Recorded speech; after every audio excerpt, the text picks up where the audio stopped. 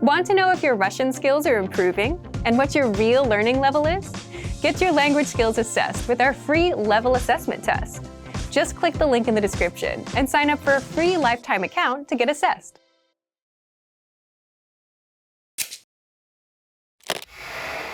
Hi everyone, I'm Gabriella. How are your Russian listening skills? In this video, you'll have a chance to test them out with a quiz. First, you'll see an image and hear a question. Next comes a short dialogue.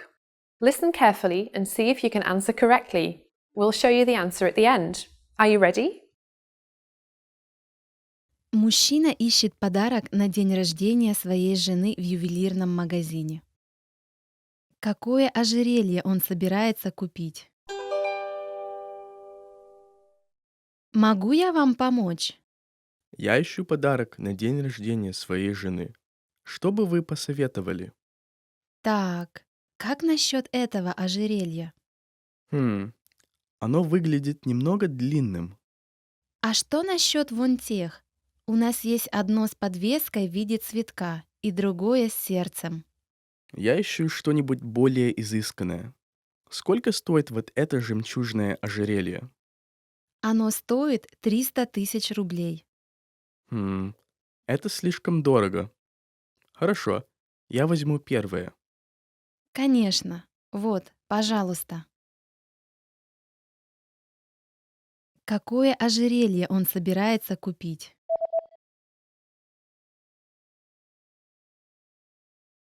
Мужчина ищет подарок на день рождения своей жены в ювелирном магазине. Какое ожерелье он собирается купить? Могу я вам помочь? Я ищу подарок на день рождения своей жены. Что бы вы посоветовали? Так, как насчет этого ожерелья? Оно выглядит немного длинным. А что насчет вон тех? У нас есть одно с подвеской в виде цветка и другое с сердцем. Я ищу что-нибудь более изысканное. Сколько стоит вот это жемчужное ожерелье? Оно стоит 300 тысяч рублей. Это слишком дорого. Хорошо, я возьму первое. Конечно. Вот, пожалуйста. Did you get it right? I hope you learned something from this quiz. Let us know if you have any questions. See you next time.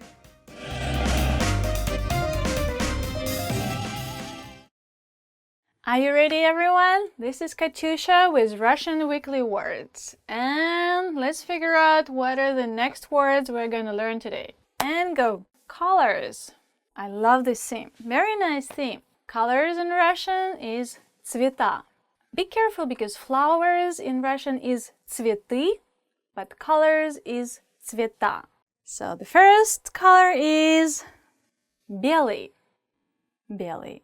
I don't have it right now, but maybe you do. Белый, white, we can see in many places around us. Мой холодильник белый. My fridge is white. Here we go, next color. Ta-da! Зеленый. Green. When you go to the nature, everything is green, right? Лес такой зеленый. The forest is so green. In Russian, it sounds very strange. Red. Красный. Красный – это мой любимый цвет. Red is my favorite color. As you can see, some red boots, red socks, red hat.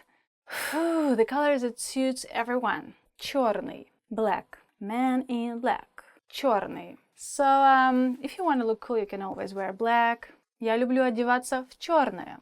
I like to wear black. Я люблю одеваться в черное. I like to wear black. Oh, that's a cute one. The favorite girl's color. Розовый. Pink. Pink. We all see the world through the pink glasses. Мы смотрим на мир в розовых очках. I mean, we want to be optimistic, so pink is a good color, but don't overdo it, I guess. The end. Oh no, well, I hope you mix your colors, цвета, very well, and you look great. Just choose your own style and go with it. And I'll see you next time in my lessons, okay? See you, bye!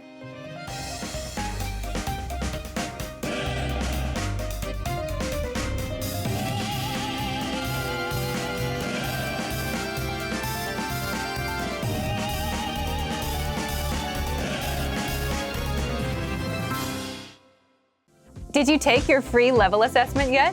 Here's an extra bonus resource you'll get when you take the assessment. When you receive your result and learning level, you also unlock a free language course for your specific level, so you can start learning and level up your language skills.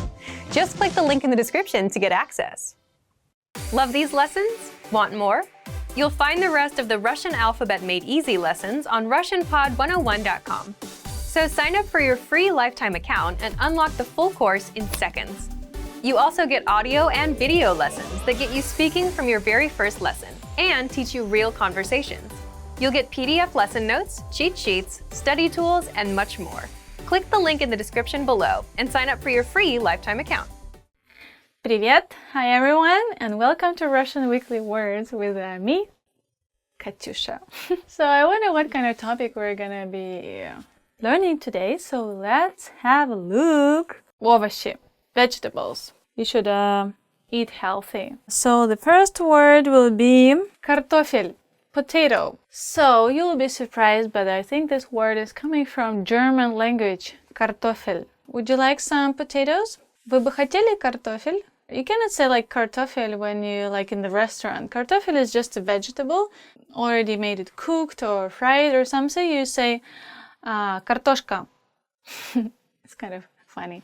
There was like a Russian animation with a red hair guy, boy, with all these freckles. He would also always sing a song saying Антошка, Антошка, пошли копать картошку. Antoshka, Antoshka, let's go dig some potatoes. Sorry, it was just my memories of my childhood. So the other vegetable is лук, onion, лук. Я всегда плачу, когда режу лук. I always cry when I cut onion. One trick I know, like if you don't want to cry when you cut onion, you have to put your knife under water and like keep doing it so the juice doesn't kind of get into the air or something. I don't know how it works, but it seems to work. Next vegetable is морковь, carrot. I used to love carrot juice when I was a kid. Я любила морковный сок, когда я была маленькая. Carrot juice, you might think, oh my god, must be disgusting. That is actually, it was really good. Okay, next vegetable is чеснок, garlic. When I was a kid, my grandma used to make a toast of a kind of a dark bread, and then you take the garlic and like scratch all over the bread and put some salt on top of it. It was really good, but like a lot of garlic, but it's so good. Oh my god. But yeah, anyway, garlic is good for your health. Чеснок полезен для здоровья. Okay, next vegetable is шпинат. Шпинат. Spinach. Popeye always eats spinach. Popeye всегда ест шпинат. Right? If you watch animation, you know what I'm talking about. The end! So I'll see you next time with another session of Russian Weekly Words. Пока-пока!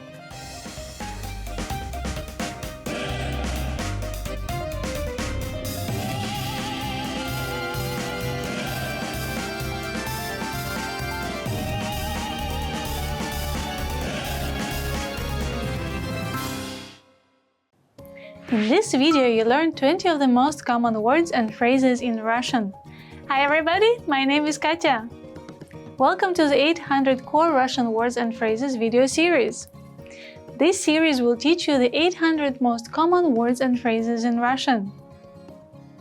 But there is a twist.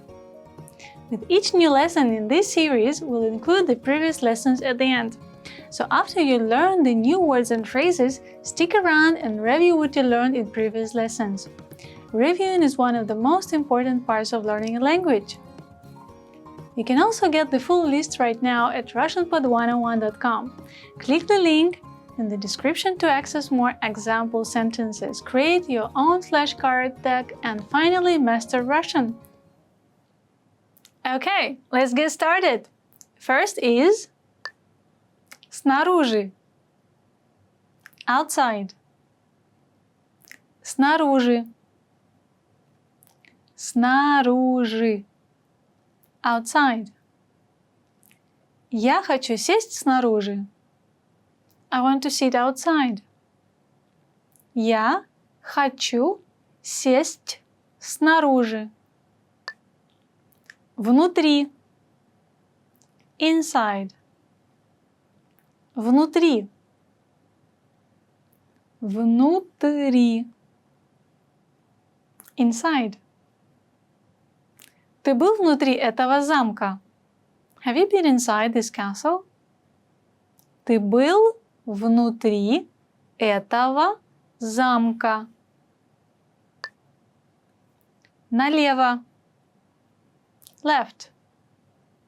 Налево. Налево. Left. Идите прямо, потом поверните налево на втором перекрестке. Go straight and then turn left at the second intersection. Идите прямо, потом поверните налево на втором перекрестке. Направо. Right. Направо. Направо. Right. Поверните направо на следующем светофоре. Turn right at the next light. Поверните направо на следующем светофоре. Первый. First. Первый. Первый. First.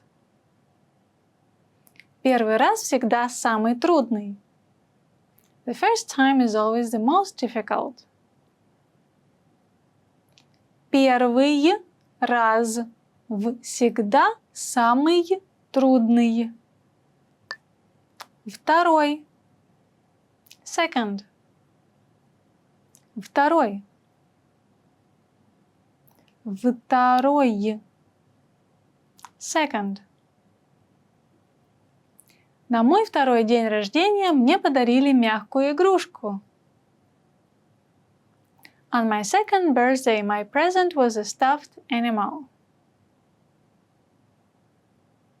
На мой второй день рождения мне подарили мягкую игрушку. Третий. Third. Третий. Третий. Third. Новосибирск – третий по населенности город в России. Novosibirsk is the third most populated city in Russia. Новосибирск – третий по населенности город в России. Мыло. Soap. Мыло. Мыло. Soap. Принимайте ванну с мылом каждый день. Bathe with soap and water every day. Принимайте ванну с мылом каждый день. Зубная щетка. Toothbrush. Зубная щетка. Зубная щетка. Toothbrush. Я забыл свою зубную щетку. I forgot my toothbrush. Я забыл свою зубную щетку. Зубная паста. Toothpaste. Зубная паста. Зубная паста.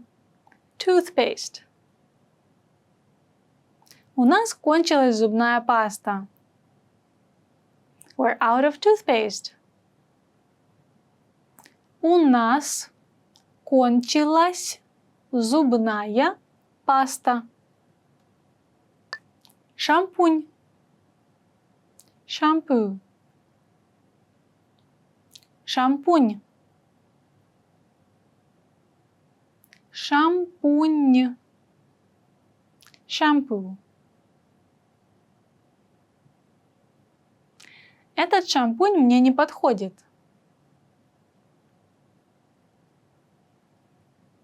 This shampoo isn't suitable for me. Этот шампунь мне не подходит. Информация. Information. Информация. Информация. Information. Информация дорого стоит. Information costs a lot. Информация дорого стоит. Фермер. Farmer. Фермер. Фермер. Farmer. Фермер на пшеничном поле. The farmer is in the wheat field. Фермер на пшеничном поле. Секретарь. Secretary. Секретарь. Секретарь. Secretary. Секретарь разговаривает по телефону. The secretary is on the phone. Секретарь разговаривает по телефону. Банкир. Banker. Банкир. Банкир. Banker. Я встретилась с 10 банкирами, прежде чем получила кредит на покупку дома. I met with 10 bankers before I received a loan to buy a house. Я встретилась с 10 банкирами, прежде чем получила кредит на покупку дома. Писатель. Writer. Писатель. Писатель. Writer. Писатель пишет главную сюжетную линию на бумаге. The writer is outlining a story on paper. Писатель пишет главную сюжетную линию на бумаге. Пробовать. Try. Пробовать. Пробовать. Try. Я хочу попробовать понять. I want to try to understand. Я хочу попробовать понять. Измерить. Measure. Измерить. Измерить. Measure. Можно приблизительно. Не нужно измерять до миллиметра. More or less is fine. You don't have to measure every millimeter. Можно приблизительно. Не нужно измерять до миллиметра. Держать. Keep. Держать. Держать. Keep. Я держу документы в папке. I keep the documents in the file. Я держу документы в папке. Ждать. Wait. Ждать. Ждать. Wait. Вам придется подождать полчаса. You will have to wait for half an hour. Вам придется подождать полчаса. Well done! In this lesson, you expanded your vocabulary and learned 20 new useful words. Click the link in the description and sign up for free at RussianPod101.com to get access to the full list of vocabulary you need for daily live conversations. You'll also get example sentences, custom flashcard decks, and more learning resources. See you next time! Пока-пока! Now that you're finished with this lesson, want to know if your Russian skills have improved? Take our free assessment test to assess your language. Discover your true learning level and get free access to a language course for your specific level. An easy-to-follow course where you learn the real language, the everyday conversations that you'll soon have, and absorb these practical conversations just by listening along, with quick audio and video lessons from real teachers. So click the link in the description and sign up for a free lifetime account to get assessed. In this video, you learned 20 of the most common words and phrases in Russian. Hi everybody, my name is Katya. Welcome to the 800 Core Russian Words and Phrases video series. This series will teach you the 800 most common words and phrases in Russian. But there is a twist. With each new lesson in this series, we'll include the previous lessons at the end. So after you learn the new words and phrases, stick around and review what you learned in previous lessons. Reviewing is one of the most important parts of learning a language. You can also get the full list right now at RussianPod101.com. Click the link in the description to access more example sentences, create your own flashcard deck, and finally master Russian. Okay, let's get started. First is чистить. Brush. Чистить. Чистить. Brush. Иди чистить зубы. Go brush your teeth. Иди чистить зубы. Душ. Shower. Душ. Душ. Shower. Ты уже принял душ? Have you already taken a shower? Ты уже принял душ? Мыть. Wash. Мыть. Мыть. Wash. Он моет посуду. He's washing the dishes. Он моет посуду. Уходить. Leave. Уходить. Уходить. Leave. Я думаю, нам нужно уходить. I think we should leave. Я думаю, нам нужно уходить. Чек. Check. Чек. Чек. Check. Можно чек, пожалуйста? Could I get the check, please? Можно чек, пожалуйста?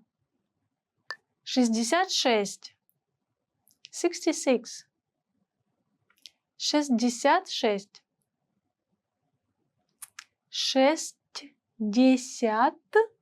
66. 66. Я бежал 66 минут. I ran for 66 minutes. Я бежал 66 минут. 77. 77. 77. 77. 77. Его номер квартиры 77. His door number is 77. Его номер квартиры 77. 88. 88. 88. 88. 88. В компании 88 сотрудников. The company has 88 employees. В компании 88 сотрудников. 99. 99. 99. 99. 99. Его дедушке 99 лет. His grandfather is 99 years old. Его дедушке 99 лет. 100. 100. 100. 100. 100. Он прожил 100 лет. He has lived 100 years. Он прожил 100 лет. Гостиная. Living room. Гостиная. Гостиная. Living room. Давай выпьем чаю в гостиной. Let's have some tea in the living room. Давай выпьем чаю в гостиной. Столовая. Dining room. Столовая. Столовая. Dining room. Я люблю есть в столовой. I like to eat in the dining room. Я люблю есть в столовой. Коридор. Hallway. Коридор. Коридор. Hallway. Не бегайте по коридорам. Don't run in the hallways. Не бегайте по коридорам. Квартира. Apartment. Квартира. Квартира. Apartment. На каком этаже твоя квартира? Which floor is your apartment? На каком этаже твоя квартира? Дом. House. Дом. Дом. House. Дом, разделенный пополам, не выстоит. A house divided against itself cannot stand. Дом, разделенный пополам, не выстоит. Упражнение. Exercise. Упражнение. Упражнение. Exercise. Женщина делала упражнения на полу. A woman exercised on the floor. Женщина делала упражнение на полу. Открыть. Open. Открыть. Открыть.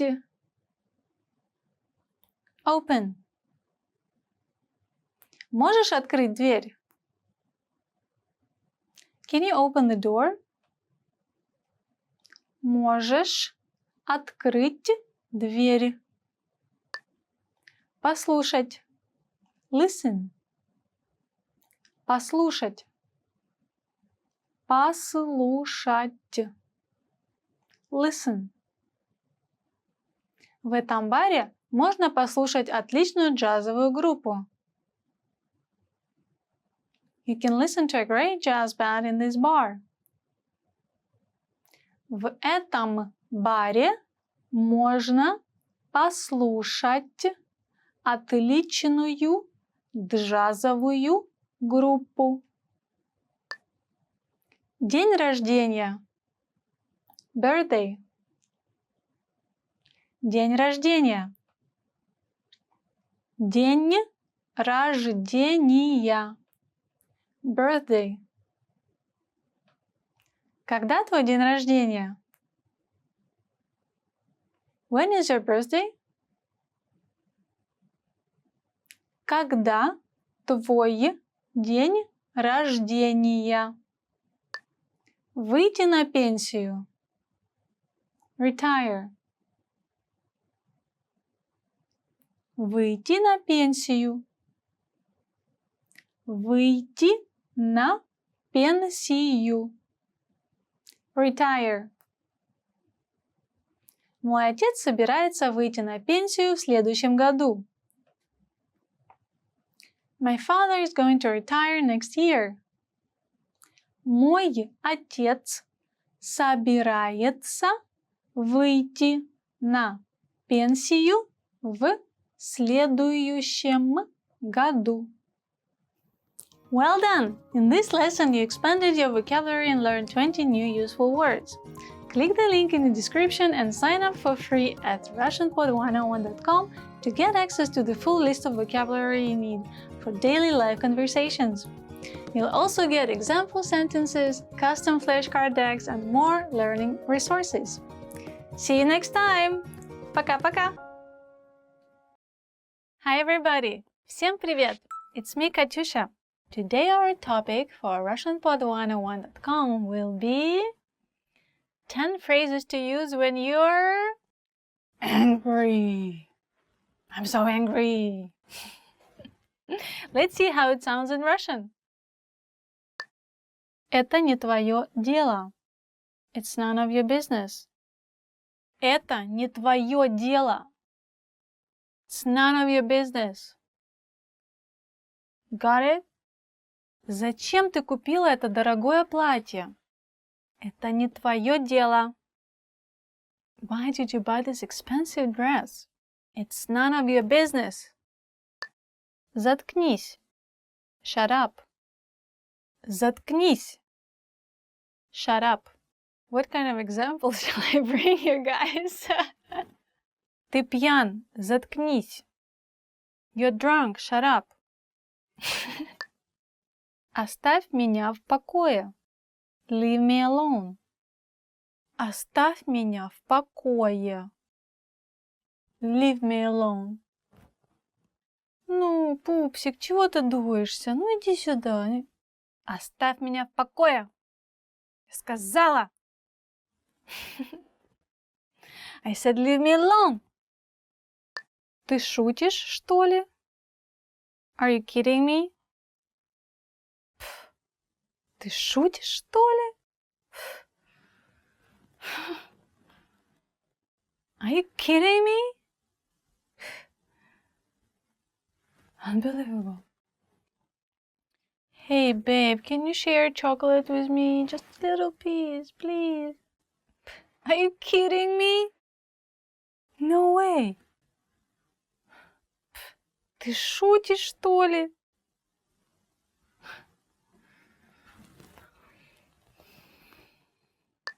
Мне все равно. Whatever. Мне все равно. Whatever. Извините, который час? Мне все равно. Excuse me, what time is it? Whatever. Хватит уже. Cut it out. Хватит уже. Хватит. Cut it out. Cut it out. Все, я поняла. Хватит уже. Okay, I got it. Cut it out. Я не хочу с тобой разговаривать. I don't want to talk to you. Я не хочу с тобой разговаривать. I don't want to talk to you. Катя. Я не хочу с тобой разговаривать. Hey, Katyusha, come on. I don't want to talk to you. Especially in Russian. Я расстроен. I'm upset. Я расстроен. Masculine. Я расстроена. Feminine. I'm upset. Я только что потеряла свой телефон. Я так расстроена. I just lost my phone. I'm so upset. И что? So what? И что? So what? Эй, я первый в очереди. И что? Hey, you cut me in line. So what? Да что ты о себе возомнил?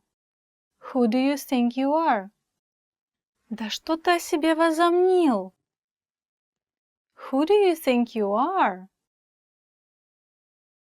Извините, клуб переполнен. Да что ты о себе возомнил? Sorry, club is full. Hey, who do you think you are? So our topic was 10 phrases to use when you're angry, and me, Angry Katyusha. I hope you enjoyed it so much. Don't forget to leave your comments on RussianPod101.com. Пока-пока!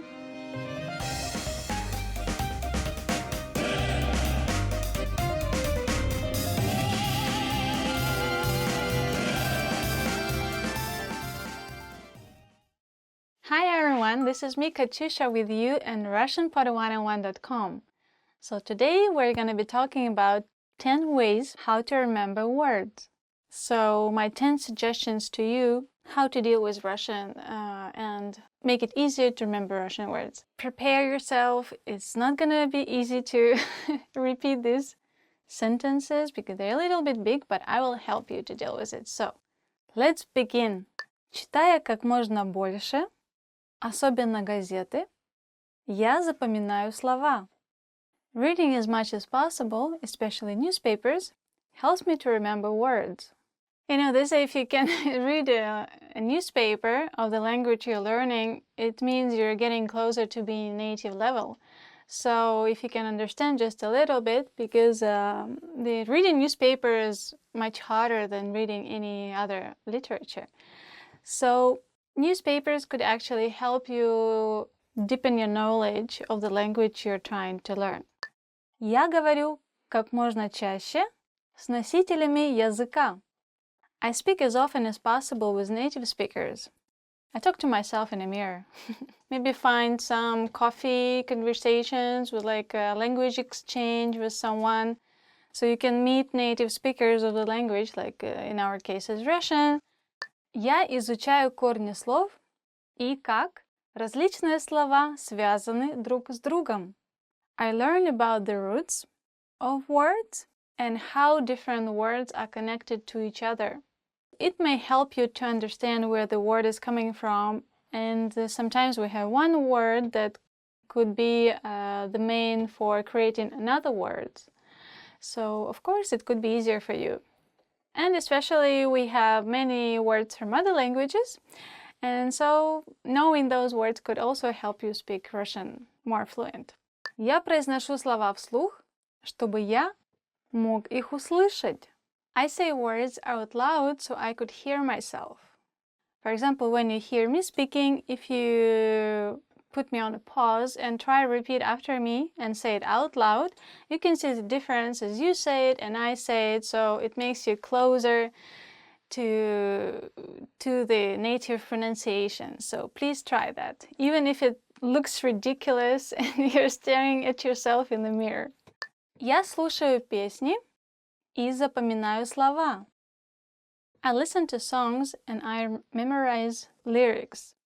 Yes, it's one an easy way to learn traditional like song. First of all, you learn culture of the language you're learning, because in songs there are a lot of things what people of that country are thinking about and they want to say out loud to the world, right? So memorizing songs is a very great idea. Я стараюсь думать на русском языке, чтобы это стало естественной частью моего мыслительного процесса. I try to think in Russian so it becomes natural to my thought process. In Russian it sounded really long. I'm sorry, guys. So, of course, this is how you know your language is getting better, because you actually start thinking in your not native language. So, if you start thinking to yourself in Russian, congratulations! You're going great. Я упорно практикуюсь каждый день, разговаривая со своей семьей и собаками, даже несмотря на то, что они меня не понимают. I am persistent in practicing every day by talking to my family and my dogs, even though they don't understand me. Okay, I know this is a crazy idea. And you can get a crazy reaction from your family and from your dogs. So yeah, be ready to see very funny faces, very surprised reactions. But if it helps you practice your language, why not? Я использую метод повторения. Читаю, пишу и произношу слова снова и снова. I use repetition method, reading, writing, and speaking words again and again. Of course, if you want to work on your pronunciation, you can do that, but if you write it down, better write down in the combination of other words or like a sentence, so it helps you to understand this word inside the context, so it will be easier for you to remember it. Otherwise, if you just write down one word or say one word out loud, it's not going to connect it with anything else, so you could just easily forget it, I think. So better use it with some other words or expressions or just sentences. Я пытаюсь использовать новое слово в простом предложении, поэтому я учу целые фразы, а не только слова. I try to use a new word in a simple sentence, so I learn whole phrases, not just individual words. This is what I just mentioned in the previous example, I think. So yes, try learning as a whole phrase instead of just a word. It will help you definitely. Я стараюсь использовать язык регулярно в повседневной жизни. I try to use the language regularly in daily life. Yeah, so try from hello, from how are you, как дела, привет, хорошо, я тоже, а ты, and you. So you can keep saying same things and then you will see how naturally it goes out by itself. So it was 10 ways to remember words, and me, Katyusha, trying hard to help you and remember Russian words. So stick to our advice and don't forget to subscribe. Talk to you later. Пока-пока.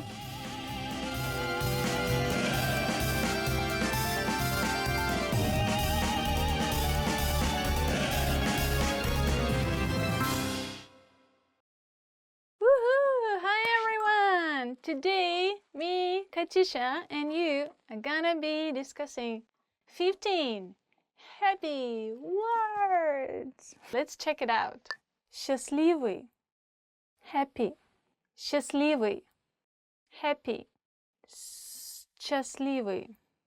There is actually CH, well, Russian CH, sch, but it sounds more like sh. Sh. So you say счастливый. Happy. My friend is happy to meet me. Мой друг счастлив меня встретить. Добрый. Kind. Добрый. Kind. Oh, you're so kind. Ой, ты такой добрый. You're so kind to me. Ты так ко мне добра. Thank you, спасибо. Замечательный. Great. Замечательный. Great. It's a bit longer than English version. You just say great here, great there. But in Russian, no, you use it only something is really great. So you say, замечательно. Замечательный. Today is a great day. Сегодня замечательный день. Красивый. Beautiful. Красивый. Beautiful. So make someone happy and tell them they're beautiful. Oh, она такая красивая. She's so beautiful. Or, these flowers are so beautiful. Эти цветы такие красивые. Нравится. To like. Нравится. Like. I like to hang out with you. Мне нравится гулять с тобой. Мне нравится с тобой гулять. Смешной. Funny. Смешной. Funny. Ты такой смешной. You're so funny. Ты такой смешной. Or, in case of a girl, ты такая смешная. You're so funny, girl. Энергичный. Lively. Energetic. Энергия is energy. Your friend is so energetic. Твой друг такой энергичный. Like maybe you're like looking at him and he's dancing 3 hours straight and you're like, твой друг такой энергичный. Your friend is so energetic. Wow. Full of energy. Восторженный. Excited. Восторженный. Excited. I was so excited to watch you dance. Я была восторжена, когда увидела, как ты танцуешь. I was so excited when I saw you dancing. Я была восторжена твоим танцем. Позитивный. Positive. Позитивный. Positive. I try to stay positive all the time. Я стараюсь быть позитивной все время. Я стараюсь быть позитивной постоянно. Расслабленный. Relaxed. Расслабленный. Relaxed. I'm very relaxed right now. Я очень расслаблен сейчас. Somebody's giving you a massage, you can say, oh, I'm so relaxed. Я так расслаблен. Сердечный. Warm. Сердечный. Warm personality. Somebody is good to you. Он очень сердечный. Его поступки очень сердечные. Means he does everything from the heart, from the bottom of the heart to you, for you. It's very, very kind and nice word, and I think you should use it. You should remember it. Смеяться. To laugh. Смеяться. To laugh. Oh my god! You make me laugh. Ты заставляешь меня смеяться. You make me laugh so much. Ты меня заставляешь так смеяться. Довольный. Satisfied. Satisfied. Довольный. I'm so satisfied with my test results. Я так довольна результатами своего экзамена. Любить. To love. Любить. To love. I love jogging in the mornings. Я люблю бегать по утрам. Заботливый. Caring. Заботливый. Caring. Забота is care. Somebody's care. Забота. My boyfriend is very caring. Мой парень очень заботливый. It's very nice. Okay, so today it was 15 happy words for you in Russian and me, Katyusha. Hope you could remember some and use it in your daily life. So don't forget to subscribe and see you later. Пока-пока!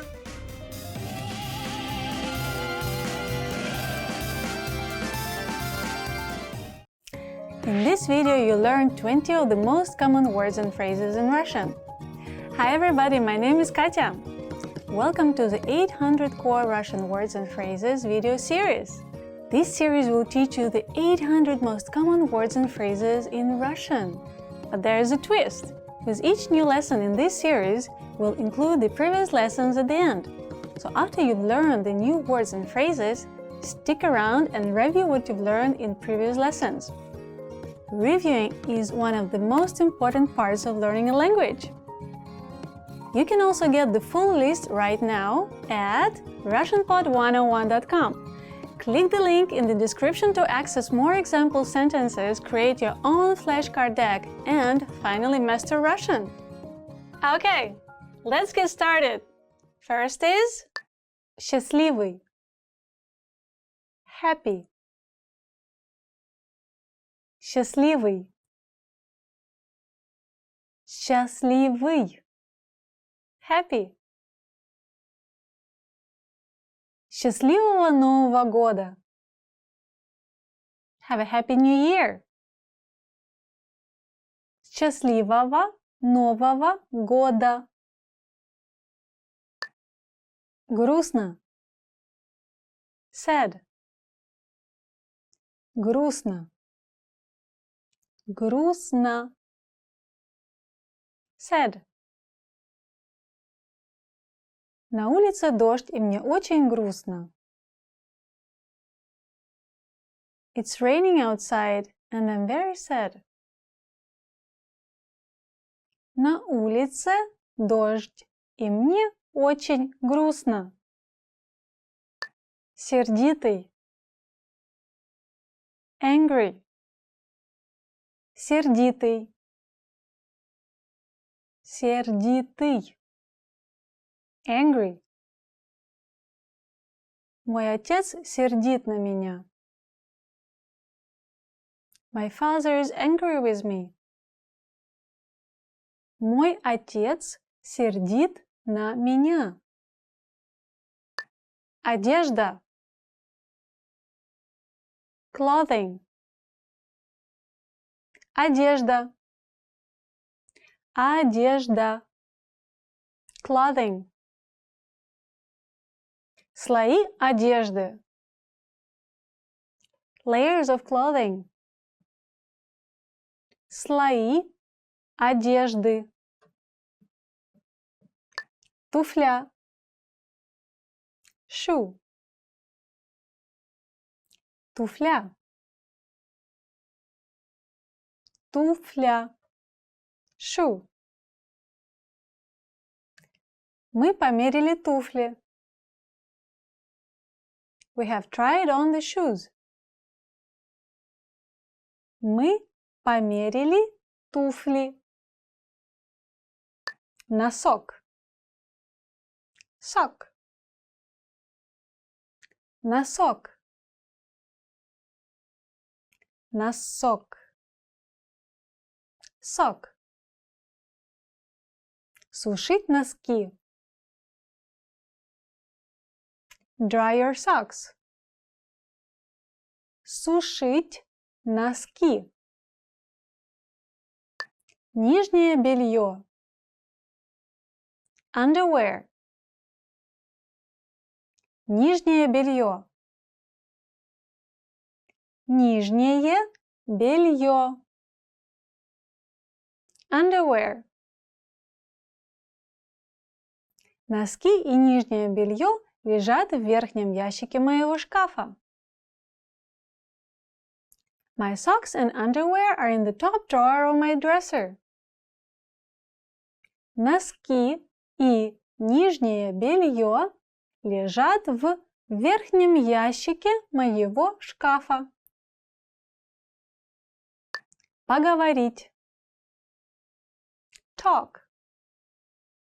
Поговорить. Поговорить. Talk. Могу я поговорить с Катей? May I talk to Katya? Могу я поговорить с Катей? Давать. Give. Давать. Давать. Give. Дайте мне, пожалуйста. Give me, please. Дайте мне, пожалуйста. Низкий. Low. Низкий. Низкий. Low. У меня низкий уровень сахара в крови. My sugar levels are low. У меня низкий уровень сахара в крови. Высокий. High. Высокий. Высокий. High. Эта компания производит изделия из стекла высокого качества.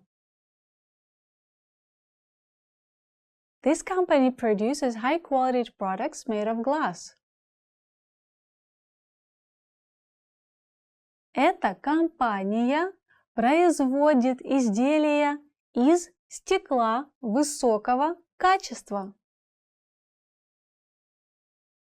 Фрукт. Fruit. Фрукт. Фрукт.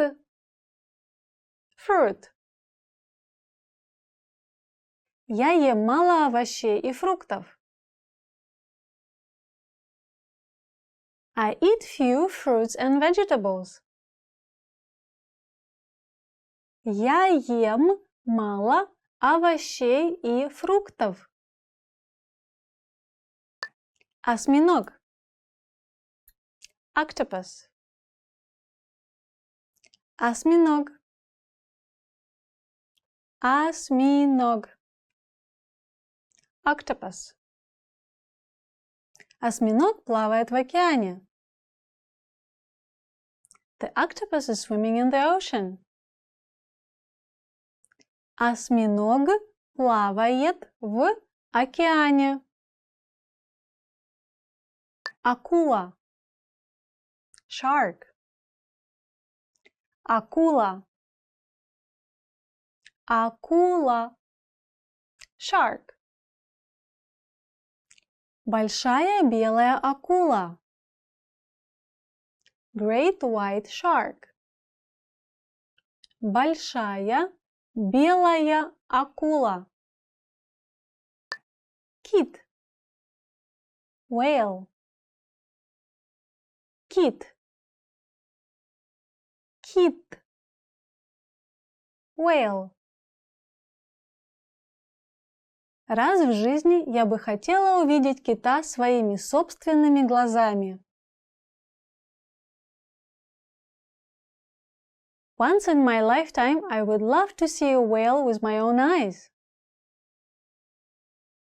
Раз в жизни я бы хотела увидеть кита своими собственными глазами.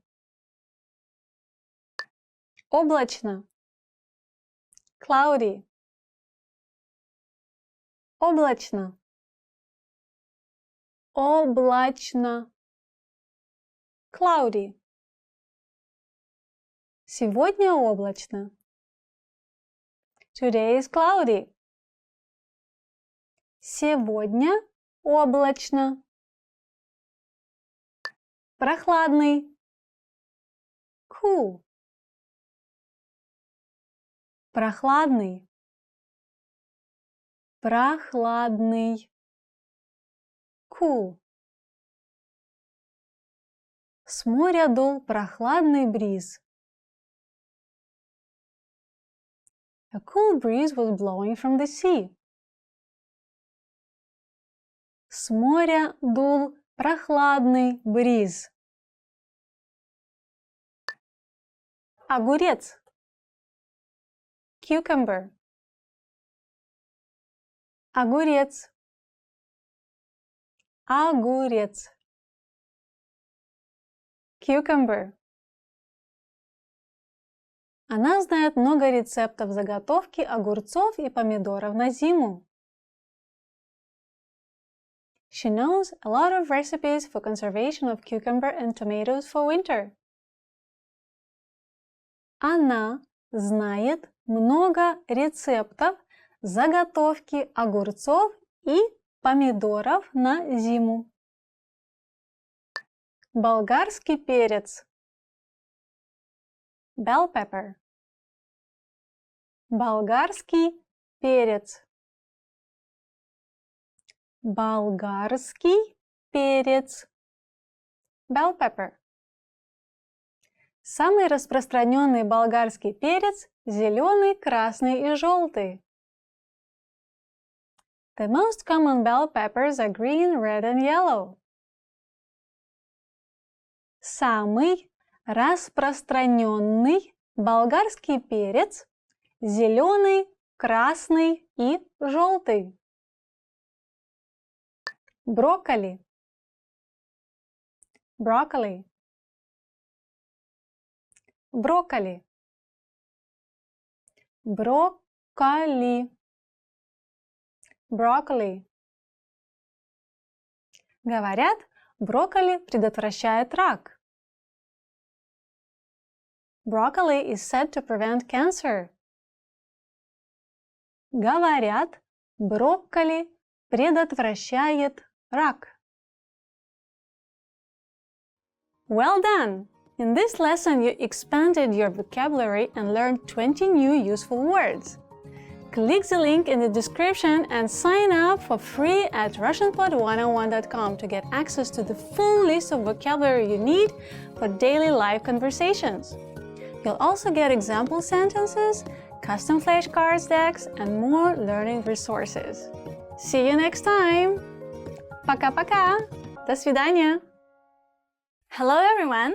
My name is Katyusha. I will be with you today for Russian Weekly Words. We're gonna start together our first lesson, and it's very exciting!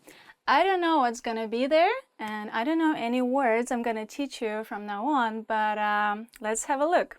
Let me check. Takes a bit long time. Hobbies. Увлечение. Играть на музыкальном инструменте. Play a musical instrument. All my childhood, I was dreaming to play piano. I always wanted to play a musical instrument. Я всегда хотела сыграть на музыкальном инструменте. We're good? Okay. Something about the play again. No, we're moving to sports right now. I like watching sports. Olympic Games, I'm waiting for it. Катание на коньках. Ice skating. Recently Japan is getting very strong in it, but of course Russia. To glide on skates, I would say, if we translate it like from word to word, we're ice skating. Мы катаемся на коньках. Let's go ice skating tonight on our sleepy iPad. Рисовать. Draw. Can you draw? I can draw a little bit on the napkin when I'm in a cafe or something like that, in a very artistic way of drawing. I would like to draw something. Я бы хотела что-нибудь нарисовать. Я бы хотела что-нибудь нарисовать. Would you like to draw something? Next one, maybe guys will be interested in. Рыбачить. Fishing, right? Why not? It's summer, the weather is great. We can just go outside, pull a tent out and just stay and go to the river and do fishing and fish. We can cook the fish later. Рыбачить is a verb and the noun is рыба, fish. I go fishing from now on. Прямо сейчас я иду рыбачить. You got it? The next one is my favorite. Танец. It's dancing. To dance. Танцевать. Dance. To dance. Let's go to club to dance. Yay! Пошли в клуб танцевать. Outside in the parking, do some break dancing. Next time you can do some cool movements. You can say it in Russian. Танцевать. I like dancing. Я люблю танцевать. Oh no! It says the end. For now, it's just the first lesson is over. Nice talking to you. Okay, I'll see you next time. It was Katyusha with you. Bye. It's like tiger, you know, like lion. Rrr.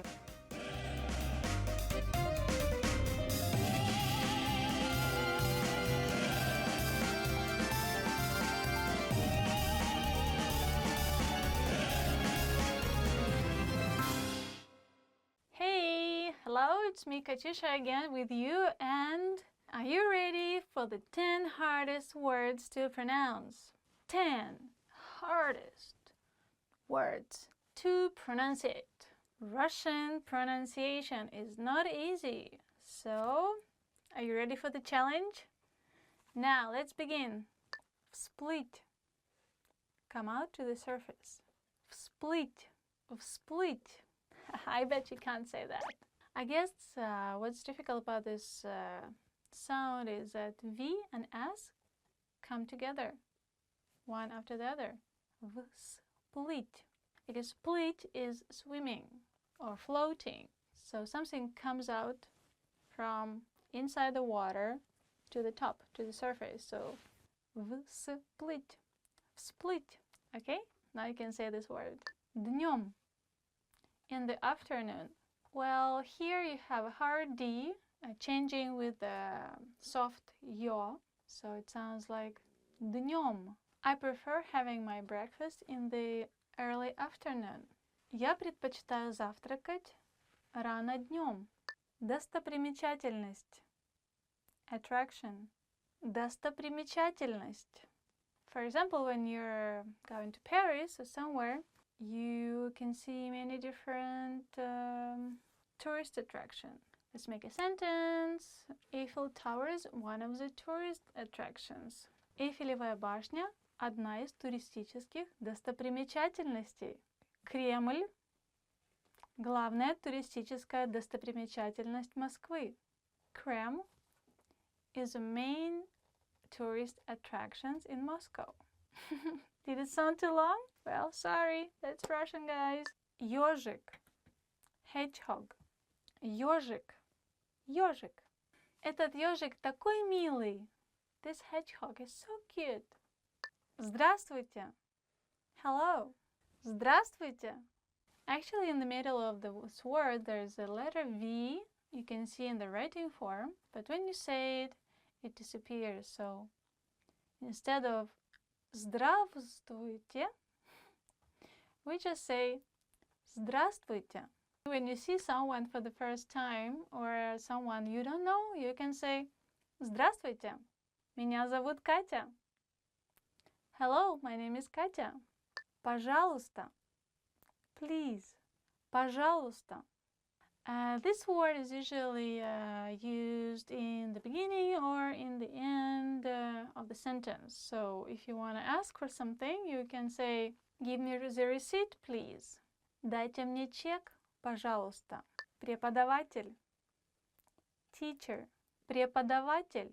Well, basically teaching is преподавание, or to teach someone is преподавать, basically to bring your knowledge to someone. My teacher was late to the class today. Сегодня мой преподаватель опоздал на урок. 5. 5. 5. 5. Give me 5. Дай мне 5. Yay! Чебурашка. Чебурашка.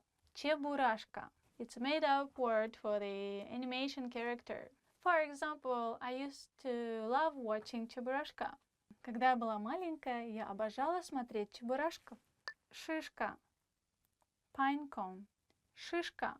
Well, how shall I explain this? It's like when you're trying whistling but you can't, so you say shh, you know? And then you just put another sh after, so shishka. Maybe it helps you. Shishka. There were many pine cones in the forest. В лесу было много шишек. Well, I'm happy you stayed with me, Katyusha, and with 10 hardest words to pronounce it in Russian. Hope you could manage the challenge, and I'll see you again next time. Stick to us, and don't forget to subscribe. Пока-пока. Yeah!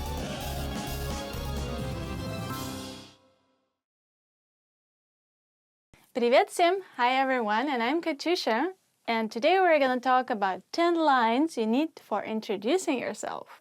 Ta-da-da-dun-ta-dun! Let's begin! Меня зовут Катюша. My name is Katyusha. Меня зовут. My name is. So when you meet someone for the first time, as we probably talked about it before, you say your name. We can practice. Hi, my name is Katyusha. What's your name? Oh, nice to meet you. Мне лет. I am years old. Maybe you don't really want to discuss your age, but if somebody asks you, you should answer, for example, 18. Мне 18 лет. How old are you? Сколько тебе лет? I'm 102 years old. Мне 102 года. Be careful with Russian because, as you just noticed, I didn't say лет, but I said года. Years can differ from which numbers do you use. It depends on which age you say, so be careful. Tricky Russian, yay! Мне очень нравится слушать музыку. I like listening to music. So I enjoy or I like is мне нравится. And then you can say what you like. I enjoy playing computer. Мне нравится играть на компьютере. I like going out. Мне нравится ходить по клубам. I like shopping. Мне нравится ходить по магазинам. Or I like you. Ты мне нравишься. Одно из моих хобби чтение. One of my hobbies is reading. Or you can say my hobby is. Мое хобби рисовать. My hobby is to draw. My hobby икебана. Привет! Приятно познакомиться. Hi, nice to meet you. Привет, я Катюша. Приятно познакомиться. So you should try same. You say hello, привет. And then you say your name and then nice to meet you. Приятно познакомиться. The friendly you will be ты, and the polite you will be вы. So when you want to emphasize on someone being friendly and you just met, you say приятно с тобой познакомиться. Nice to meet you as friendly. And nice to meet you as polite will be приятно с вами познакомиться. Okay, so just a small little touch for you. Hope it's gonna be useful. Я из Москвы. I'm from Moscow. Я из Америки. I'm from America. Я из России. I am from Russia. Я изучаю русский в течение года. I've been learning Russian for a year. Я изучаю русский в течение года. Okay, how long have you been studying Russian, huh? I hope you're progressing with me. Я учитель. I'm a teacher. Я твой учитель. Or you can say a feminine way. Я твоя учительница. Я учительница. Я учу русский на RussianPod101.com. I'm learning Russian on RussianPod101.com. Yes, I said it. So you're proud. You just say, oh, I am learning Russian on RussianPod101.com. Of course. Чем ты занимаешься? What do you do? Чем ты занимаешься? Hi, what do you do? Привет, чем ты занимаешься? What do you do can mean what are you doing now, right now? Like you come back home and say, oh, what are you doing kind of thing. Or you can just say like you're asking someone what kind of job, work they're doing in their life. So it can be useful. Okay, so it was 10 lines. You'll need to introduce yourself. So I hope you liked it and please leave me your comments. Nice meeting you and don't forget to subscribe. Пока-пока. What are we doing today? Stick it to my skin. I feel like I'm in a sauna.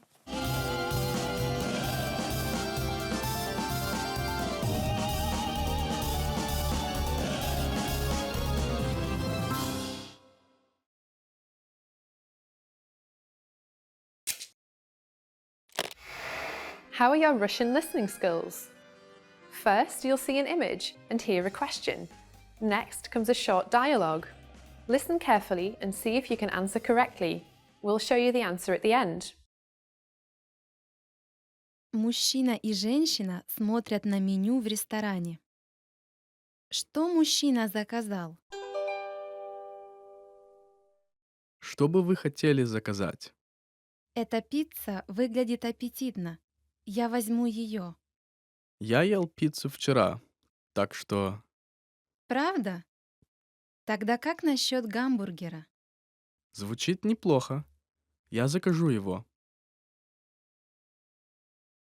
Что мужчина заказал?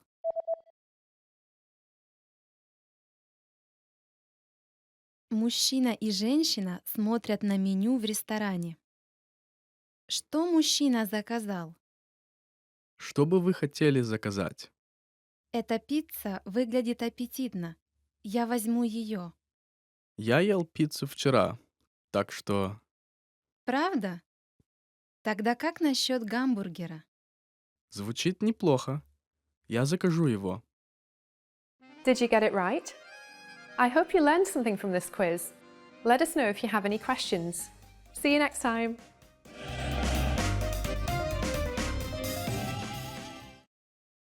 Hi everybody, this is Katyusha from RussianPod101.com. Do you know how to say thank you in Russian? In this lesson, you'll learn 3 different ways to say thank you and how to respond.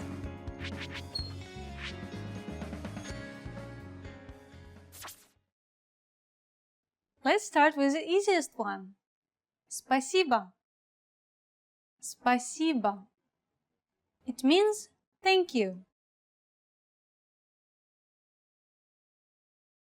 If you want to show you really appreciate something, you just add большое. Большое спасибо.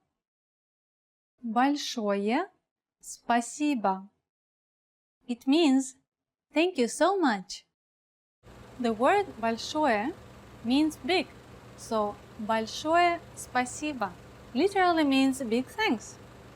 To sound like a pro, you can also add why you're thankful. For example, большое спасибо за помощь. Thank you very much for your help. What if you want to show your appreciation for something in a more formal way? Here's how you can say it. Спасибо за вашу заботу. Спасибо за вашу заботу. It means thank you for your kindness. Now you know 3 different ways to say thank you in Russian. But how do you respond if someone thanks you? If someone thanks you in Russian, simply say "пожалуйста." It means you're welcome. Let's wrap up this lesson by recapping what we've learned. Listen to the expressions and repeat after me. Thank you. Спасибо.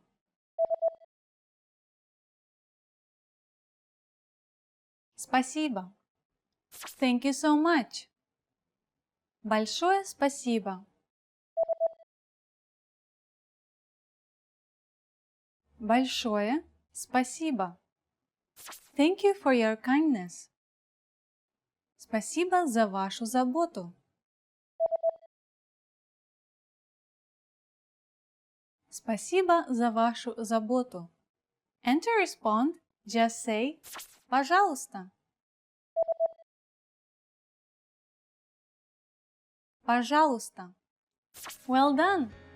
When saying thank you in Russian, body language is very important. In any case, it's very important that your sayings be accompanied with a smile and direct eye contact.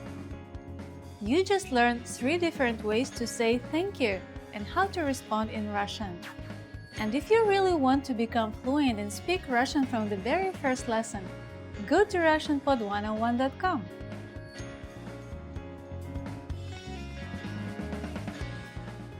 I'll see you next time. Пока-пока.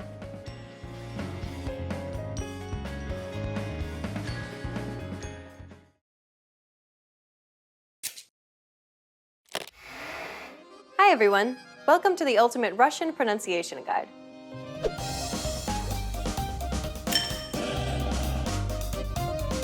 In this lesson, you'll learn all 13 Russian vowel sounds. By learning all of these sounds, you'll be able to pronounce any vowel that could possibly appear in Russian. Are you ready? Then let's get started. There are a total of 13 vowel sounds in Russian, all of which can be broken down into 3 categories: hard indicating, soft indicating, and unstressed vowel sounds. First, let's take a look at all 5 hard indicating vowel sounds. The first vowel is А. Да. Атом. Трава. This vowel sound is identical to the A in far. Be sure to lower your jaw and allow the mouth to open completely. А. А.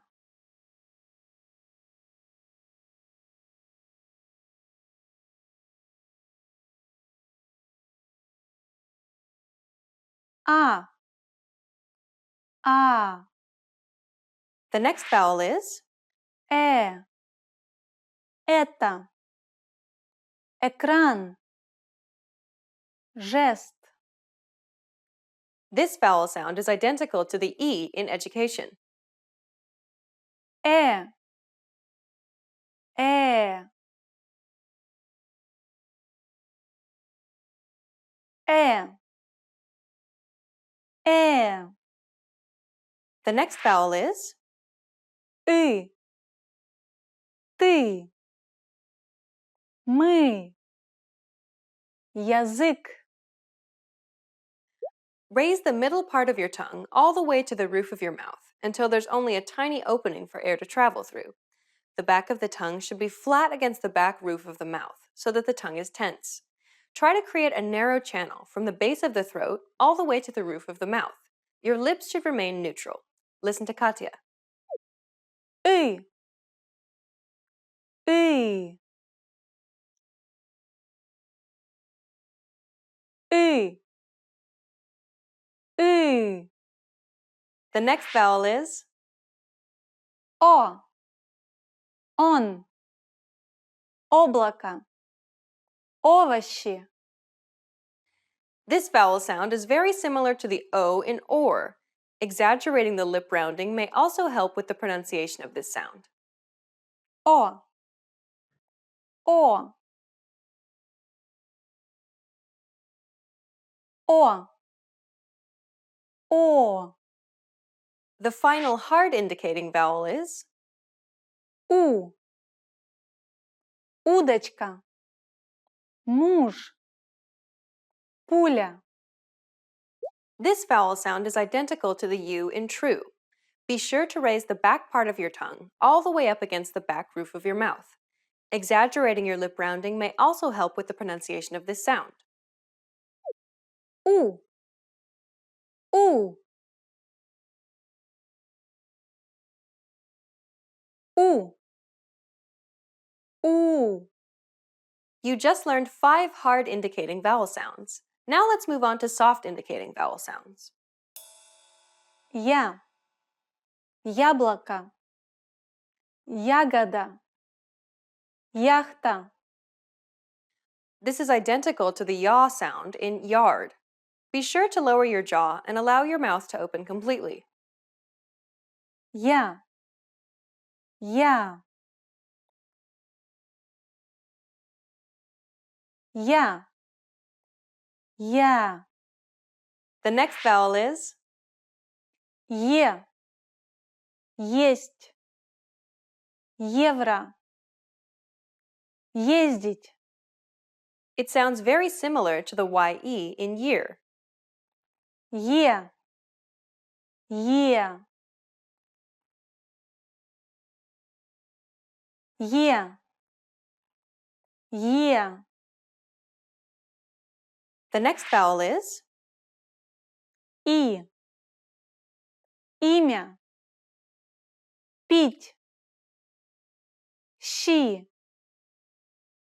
It's identical to the double E sound in C. И. И.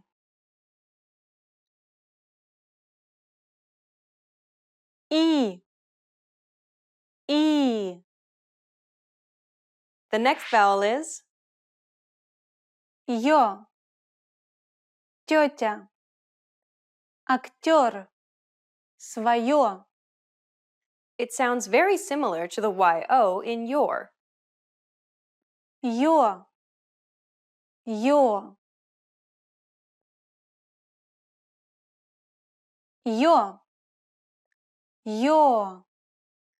The final soft indicating vowel is Ю. Южный. Юбка.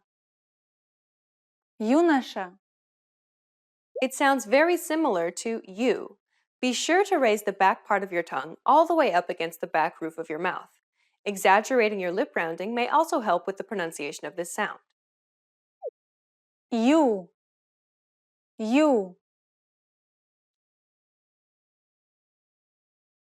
Ю. Ю. Well done! You've learned all the hard and soft indicating vowels in Russian. The final 3 vowel sounds are sounds that are only produced when certain vowels are in unstressed syllables. The first vowel sound that occurs in unstressed syllables is А.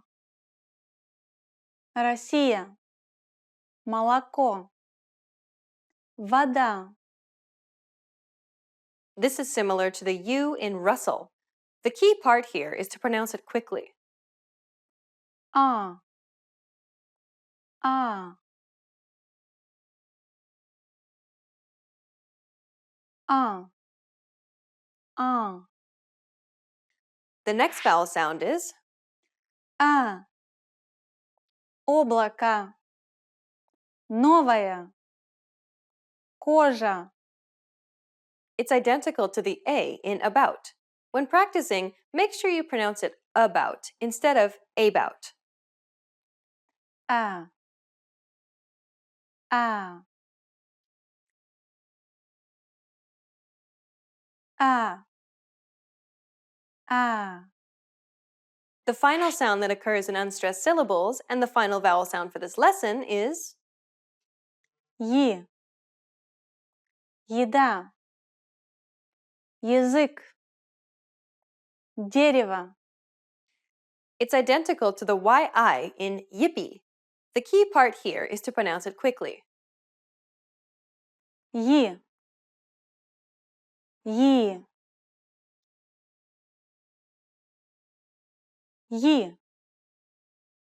Е. Well done! You've just learned all 13 vowel sounds in Russian.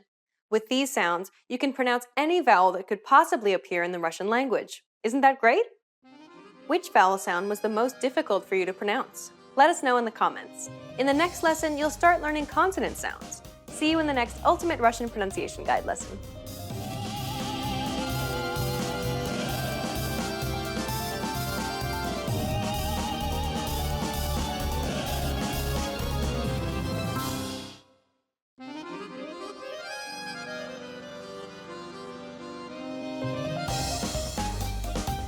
Hi, welcome to Introduction to Russian. My name is Alicia, and I'm joined by... Hi everyone, I'm Katya. In this lesson, you'll learn the basics of Russian pronunciation. Russian pronunciation is arguably easier to learn than English. Consider the following English words. The first word is pronounced colonel, not colonel. The second word is pronounced arise. Adding an N, however, doesn't give you arisen, but arisen. The last word is pronounced eight, but adding an H doesn't give you hate. Instead, it becomes height. English is notorious for being a difficult language to learn, and it can be very frustrating for learners due to the fact that its pronunciation rules often don't make a lot of sense. Russian, on the other hand, can seem like a blessing when compared to English. Дуб, вода, дом. Russian is primarily pronounced as it's spelled. There are some exceptions, but they're governed by more defined rules compared to English. Even loan words, like the greeting you learned in the previous lesson, are largely pronounced as written. Здравствуйте. All you need to learn now then are the sounds of Russian. There are many vowel and consonant sounds in Russian. Luckily, Russian puts its letters into two main categories of sounds, hard and soft. There are a total of 10 vowels in Russian, and they're divided equally. There are 5 hard vowels, which are a little similar to English. A, E, U, O, U. And 5 soft vowels. These are vowels that have a netted glide or Y-like quality, making them sound softer. Ya, Ye, I, Yo, You. Please note, though, that the number of vowel sounds do not equal the number of vowel letters. There are actually more vowel sounds than represented by letters. Similar to vowels, consonant sounds can also be hard or soft. B, B, V, V, D, D, Z, Z. Unlike vowels, though, consonants aren't differentiated into separate letters based on their hardness or softness alone. A single consonant letter is used to represent two sounds, one hard M, and one soft. M. This is because Russian is actually read in blocks. We use the closest vowel which comes after the consonant to indicate whether to pronounce the consonant hard or soft. If the consonant is followed by a hard vowel, then the consonant is also pronounced hard. Ma, масло. On the other hand, if the consonant is followed by a soft vowel, then the consonant is also pronounced soft. Мя, мясо. The many contrasts between hard and soft consonant and vowels is what gives Russian its distinct gliding sound. We saw before how a relationship exists between letters and sounds based on their hardness. Voicing is another quality that's important to be aware of when learning Russian pronunciation. Voicing simply refers to whether or not your vocal cords are vibrating or not vibrating. English has voiced pairs as well. Consider the following letters. P, B, T, D, K, G. Do you notice the relationship between these letters? The letters in each pair are pronounced exactly the same, the only difference being that one requires your vocal cords to vibrate and the other to not vibrate. Sounds that do not require vibration of the vocal cords, like all the ones on the left-hand side, are considered voiceless, while sounds that do require vibration of the vocal cords, like all the ones on the right-hand side, are considered voiced. Consider the following example in Russian. This letter is pronounced G. But this word here isn't pronounced Bog, but Bog. Notice how the letter G is written, which is a voiced letter, but is actually pronounced as the letter K, a voiceless letter. So what ended up happening? The final consonant is a voiced consonant, but when the word is being pronounced, the letter is actually read using the voiceless counterpart instead. This occurs to all words that end in the final consonant in Russian. Final consonants are pronounced voiceless. So despite what's written, always pronounce the final consonant in Russian using the voiceless version. B, zub, z, без. The key to perfecting Russian pronunciation is to master hard and soft pairs and voiced pairs. Unlike many other languages, Russian pronunciation is heavily affected by sounds that are adjacent to each other, often adopting the sound qualities of the letters that surround them. Once you understand the concept and the relationship between hard and soft pairs and voiced pairs, Russian pronunciation actually becomes quite logical and easy to learn. Okay, let's wrap up this lesson by recapping what we've learned. In this lesson, we introduced you to some important concepts for learning Russian pronunciation. You learned that there are hard and soft pairs in Russian, about voiced pairs in Russian, and that letters can adopt these sound qualities. If you're interested in learning more about Russian pronunciation, check out the entire course we created named The Ultimate Guide to Russian Pronunciation. In that course, we cover and break down every single sound in the Russian language, showing you mouth and tongue positioning and giving you tips to help you perfect your Russian pronunciation. In the next lesson, we'll introduce you to the basics of Russian grammar, where you'll learn about Russian word order and how to build basic phrases in Russian. See you in the next lesson. Bye! Bye!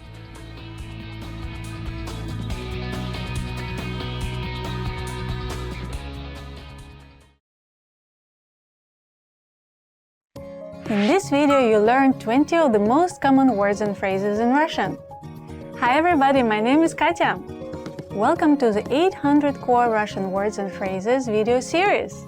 This series will teach you the 800 most common words and phrases in Russian. But there is a twist.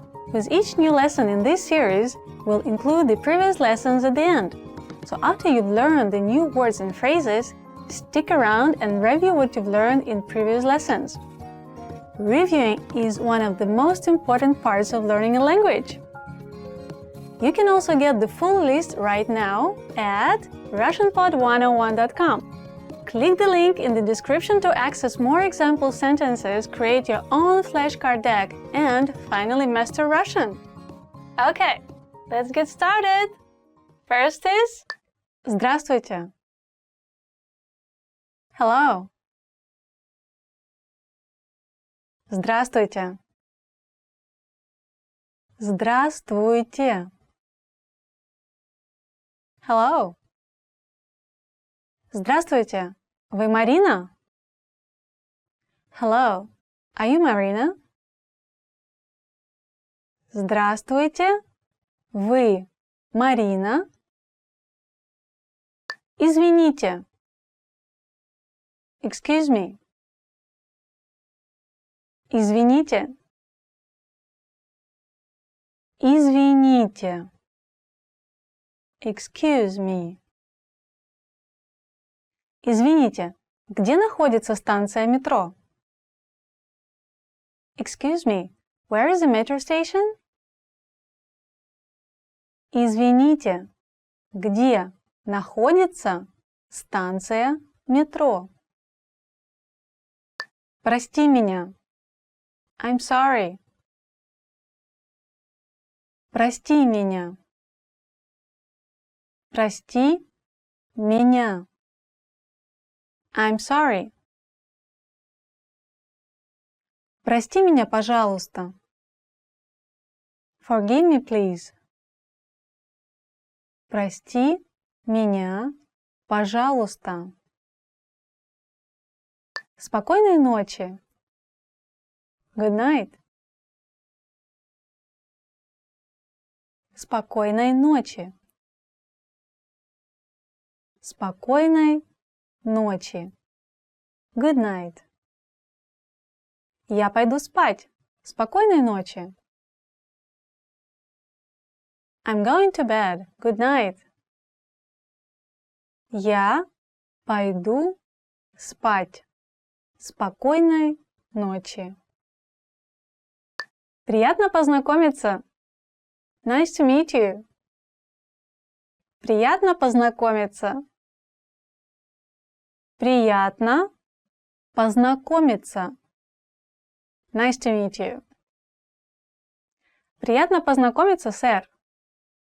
Nice to meet you, sir. Приятно познакомиться, сэр. Как дела? How are you? Как дела?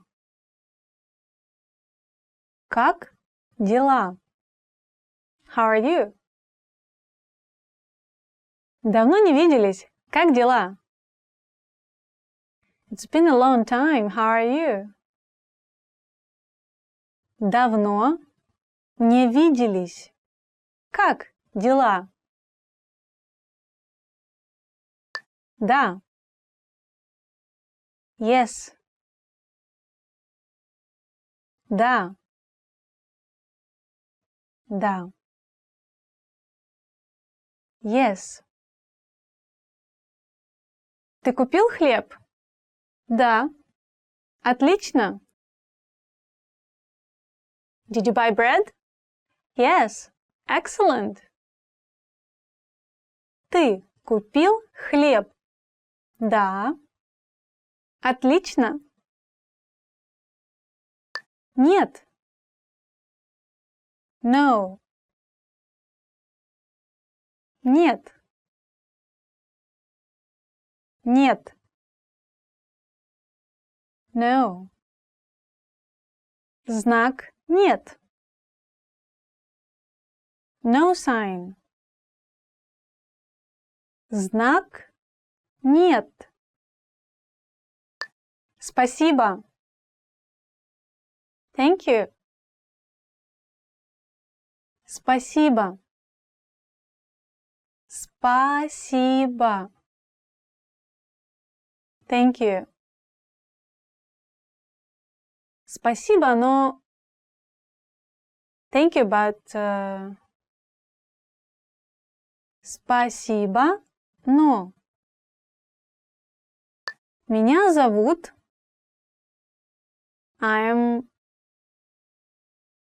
Меня зовут... Меня зовут...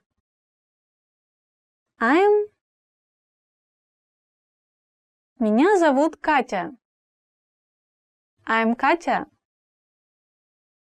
Меня зовут Катя. До свидания.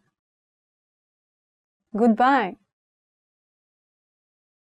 До свидания. До свидания. Goodbye. Спасибо, до свидания. Thank you, goodbye. Спасибо, до свидания. Плохой. Bad. Плохой. Плохой. Bad. Этот человек плохой. This man is bad. Этот человек плохой. Хороший. Good. Хороший. Хороший. Good. Хорошо для тела. Good for one's body. Хорошо для тела. Симпатичная. Pretty. Симпатичная. Симпатичная. Pretty. Наталья – симпатичная и общительная девушка. Наталья is a pretty and sociable girl. Наталья – симпатичная и общительная девушка. Гадкий. Ugly. Гадкий. Гадкий. Ugly. Гадкий утенок превратился в прекрасного лебедя. The ugly duckling became a beautiful swan.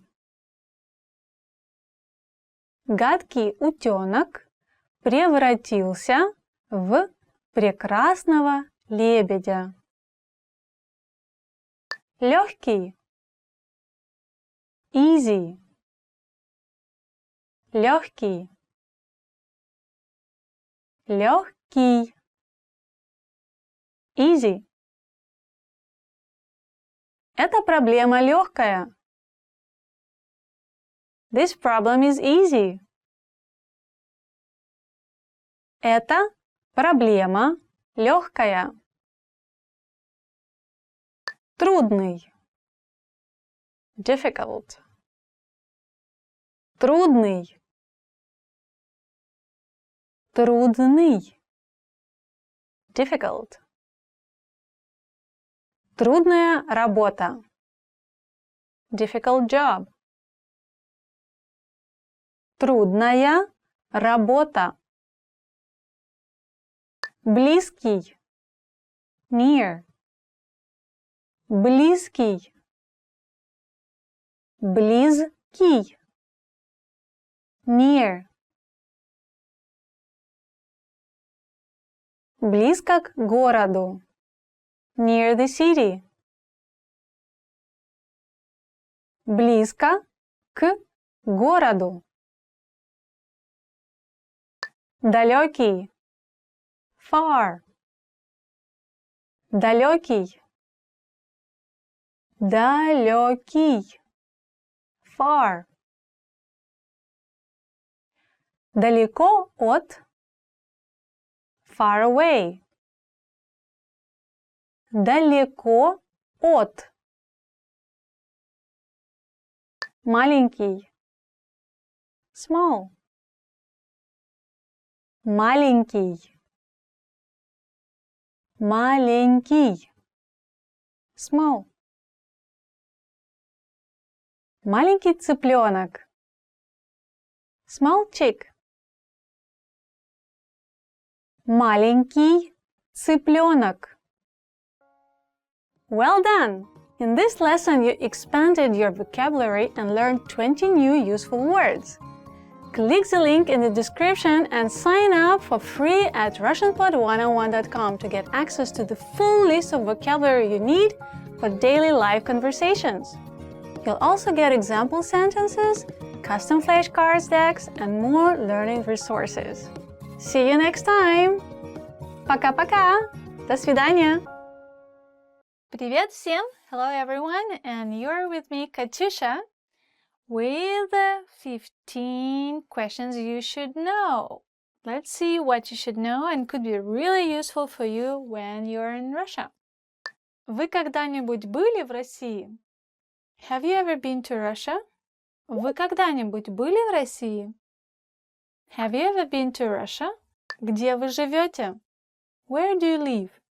Где вы живете? Where do you live? Где вы живете? Где? Where? Вы. Do you? Live. Живете. Где вы работаете? Where do you work? Где вы работаете?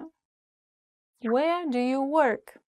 If you lost your direction, you can ask, for example, where is the station? Где станция? Где вы учили русский язык? Where did you learn Russian? Где вы учили русский язык? Where did you learn Russian? Где вы учили? Where did you learn? It's a lot of where questions. Где находится туалет? Where is the toilet? Где находится туалет? Where is the toilet? Идите направо. Go to the right. Как вас зовут? What's your name? Как вас зовут? What's your name? My name is Katyusha. Меня зовут Катюша. And what's your name? Как дела? How are you? Как дела? How are you? Как дела? Хорошо? И я хороша. Спасибо. Как долго вы учите русский язык? How long have you been studying Russian? I've been studying Russian language for 3 weeks. Я учу русский язык на протяжении 3 недель. How long you been studying Russian with me, huh? Какой у вас номер телефона? What's your phone number? Какой у вас номер телефона? What's your phone number? I'm sure you can ask this question a lot. Sorry, I forgot my phone number. Извините, я забыла свой номер телефона. Когда ваш день рождения? When is your birthday? Когда ваш день рождения? When is your birthday? My birthday is soon. Мой день рождения очень скоро. Откуда вы? Where are you from? Откуда вы? Where are you from? Or you can also switch and say, вы откуда? You are from where? Откуда вы? Вы откуда? I'm from Russia. And you? Сколько вам лет? How old are you? I'm gonna be 18 soon. Мне скоро будет 18. Что-что? What? Что вы сказали? What did you say? Что-что? Like what? This you can hear really a lot. Что-что? Что-что? Что вы сказали? What? What did you say? Что это? What is it? Что это? What is it? It's a present for you. Это подарок для тебя. Вам это нравится? Do you like this? Вам это нравится? Do you like it? You're choosing flowers, so you can ask, do you like this flower? Тебе нравятся эти цветы? Do you like this movie? Тебе нравится это кино? Okay, 15 questions are done, and I hope you can use it next time you're talking to a Russian person or just a Russian tourist you see somewhere in a cafe. Try contacting and try communicating, and don't forget to subscribe, okay? Пока-пока, bye-bye. We did learn Russian language. The word question doesn't really... Next language.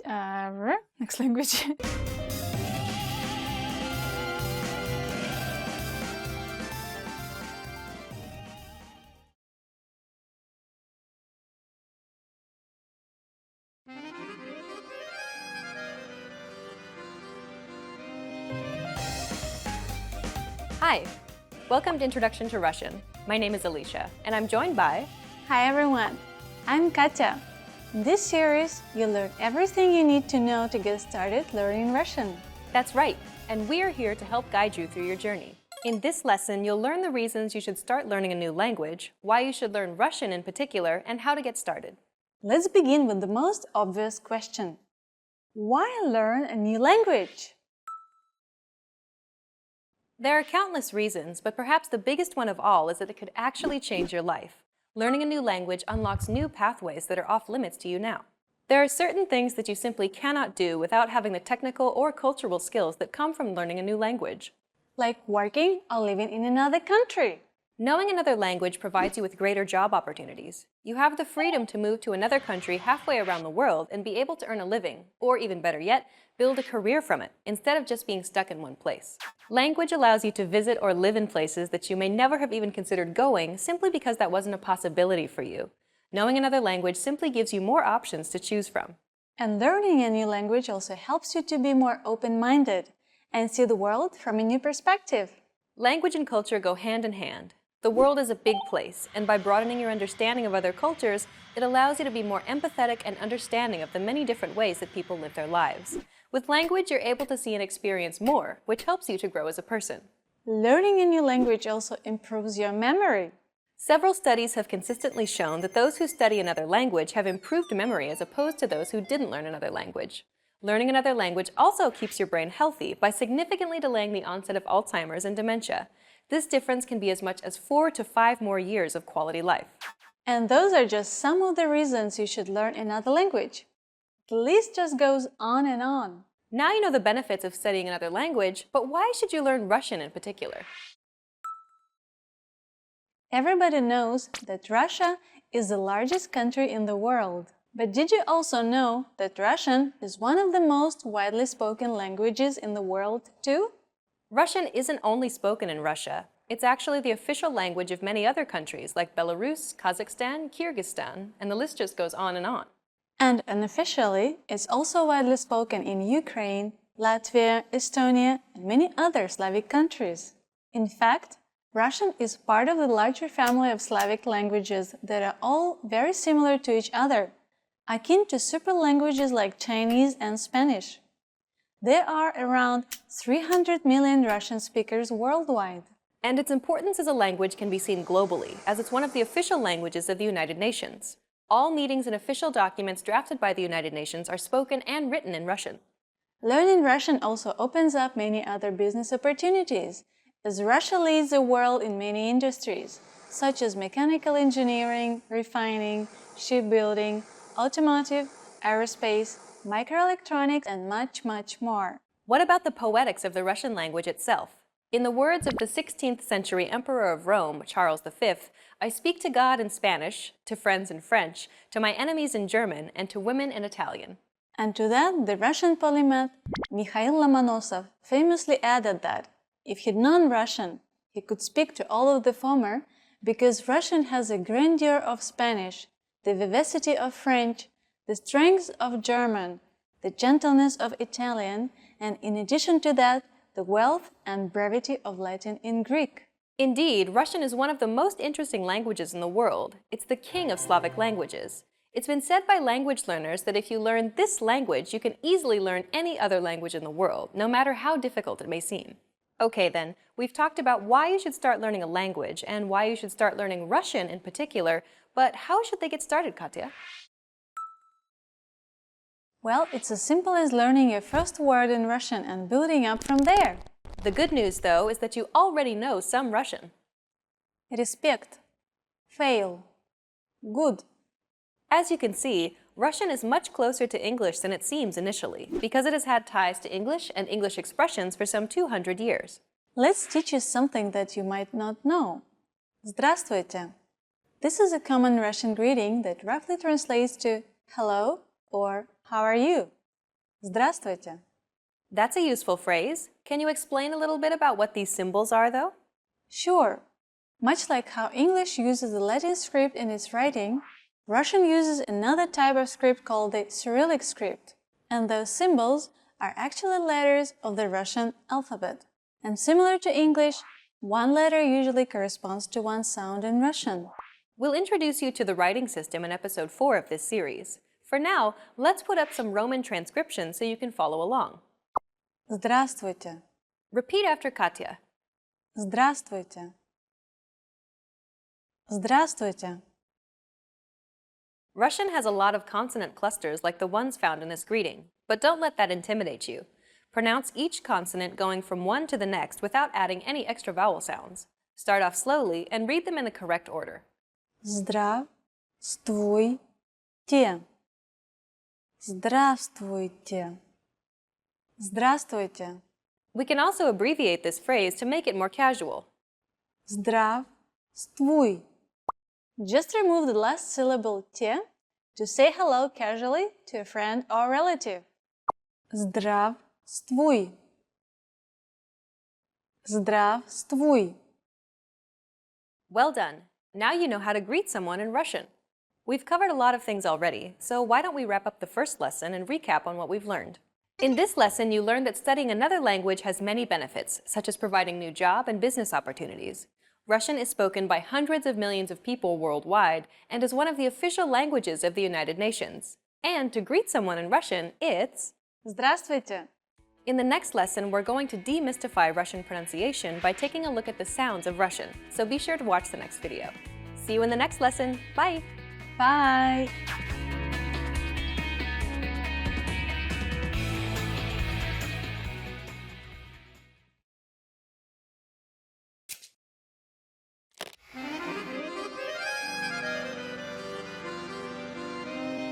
Привет всем! С вами Светлана.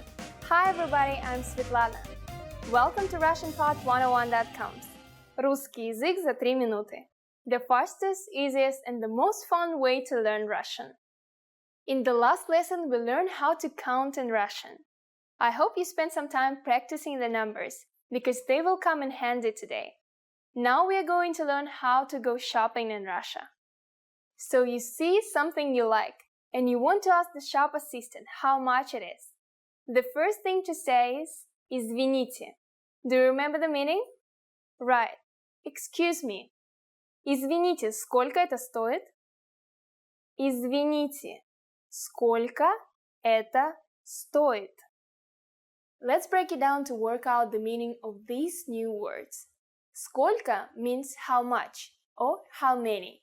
As you can see, it can be used both with countable nouns like people and uncountable nouns like time. The next word is это, which means this or that. And the last one is стоит, cost. If you want to be more specific when asking how much is this and refer to a certain type of object, you just need to drop the word это and place the object after the verb стоит. For example, сколько стоит хлеб? How much is the bread? Or сколько стоит мороженое? How much is the ice cream? But remember that Russian verbs change according to the noun. In this case, we have to be careful about using the nouns in plural and singular forms. For example, if we use the noun candies, which is plural, the verb will change. Извините, сколько стоят конфеты? Excuse me, how much are the candies? Извините, сколько стоят конфеты? As you might already know, the national currency in Russia is rubles, рубль, or рубли in the plural. So now let's hear the shop assistant's answer. He or she could answer by saying хлеб стоит 20 рублей, мороженое стоит 15 рублей, or конфеты стоят 50 рублей. Here comes our numbers. I'm sure you remember them and can easily understand the answer. Great job! Now it's time for Svetlana's tips. The prices in big shopping malls and department stores are mostly fixed. These shops may have some seasonal discounts or campaigns. But the prices in Russian markets, рынок or bazar, are very flexible. They really depend on your speaking and bargaining skills. People at these places are generally very open and friendly, and usually more than happy to find the most appropriate price to please both sides. He or she might even invite you in to have a drink. But always be aware of pickpockets and thieves. There are a lot of them in Russian markets. Do you know how to use Russian currency? We're going to learn how to do this and much more in the next lesson. I will see you soon in our next русский язык за 3 минуты lesson. Пока-пока!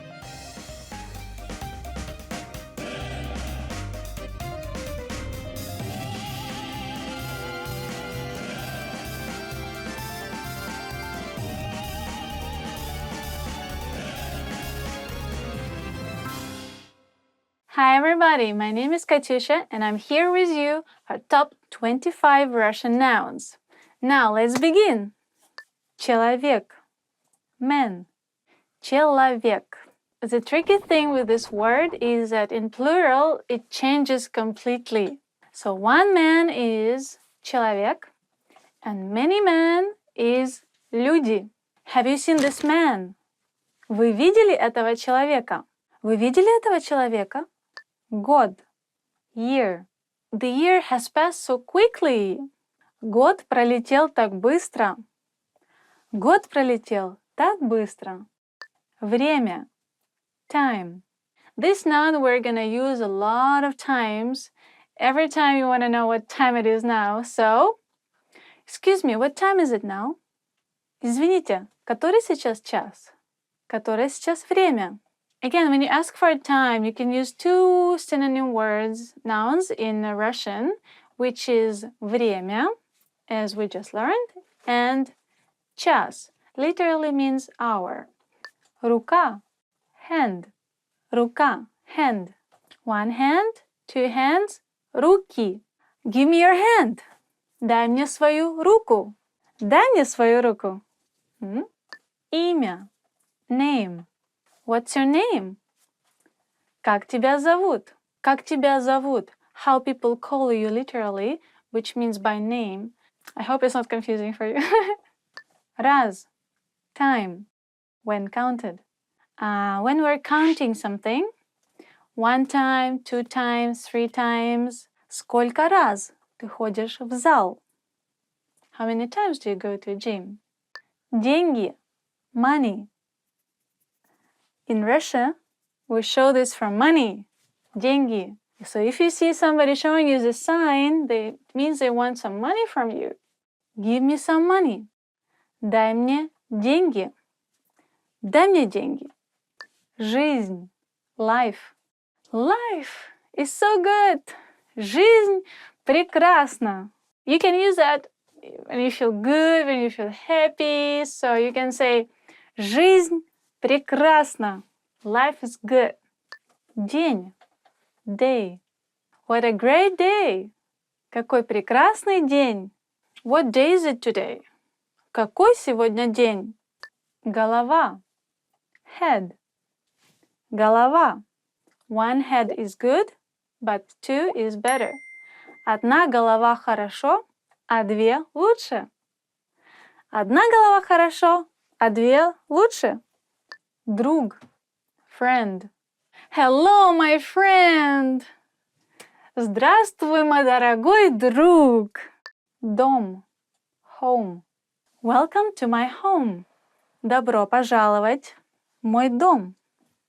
Добро пожаловать в мой дом. Слово. Word. Pay attention to which word you're using. Смотри за словами. Смотри за словами.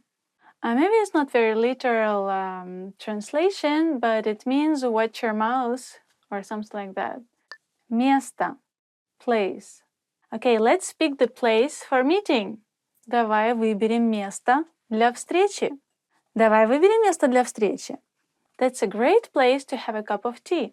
Это отличное место для чашечки кофе. Лицо. Face. Face. Лицо. Your face looks familiar. Твое лицо мне знакомо. Твое лицо мне знакомо. Неделя. Week. Call me next week. Позвони мне на следующей неделе. Позвони мне на следующей неделе. Нога. Leg. Or legs. Ноги. Now you have nice legs. У тебя красивые ноги. You have nice legs. У тебя красивые ноги. Мать. Мама. Mother. I really like talking to your mother. Мне очень нравится общаться с твоей мамой. Okay, мать is more like official way of saying it when you don't know whose mother we're talking about. But mama is more like friendly and personally if you really know your friend's mother in person. So you can say your mother, твоя мама. Отец, папа, father. Basically the same with the mother. You can say in the official way отец, your father, твой отец. Or you can say in more friendly way твой папа, your father, твой папа.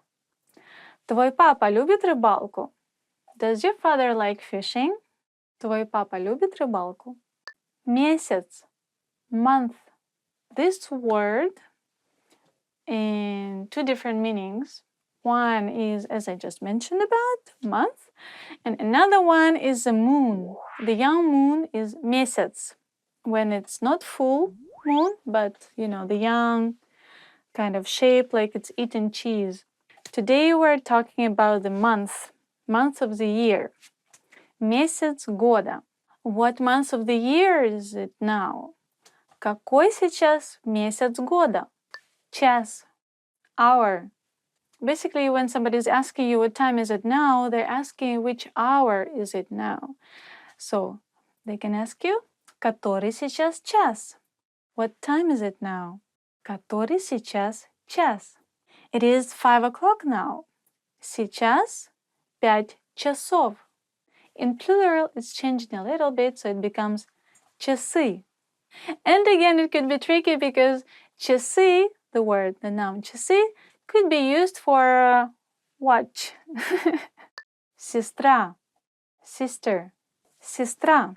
Have you met his sister? She is very nice. Ты знаком с его сестрой? Она очень приятная девушка.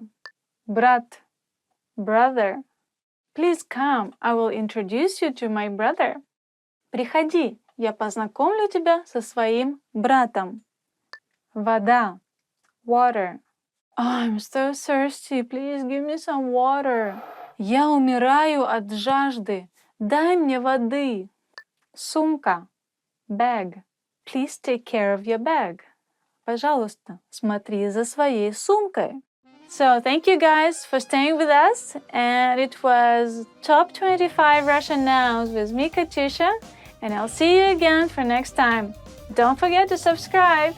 See you. Пока-пока. Вы когда-нибудь пробовали? Young month.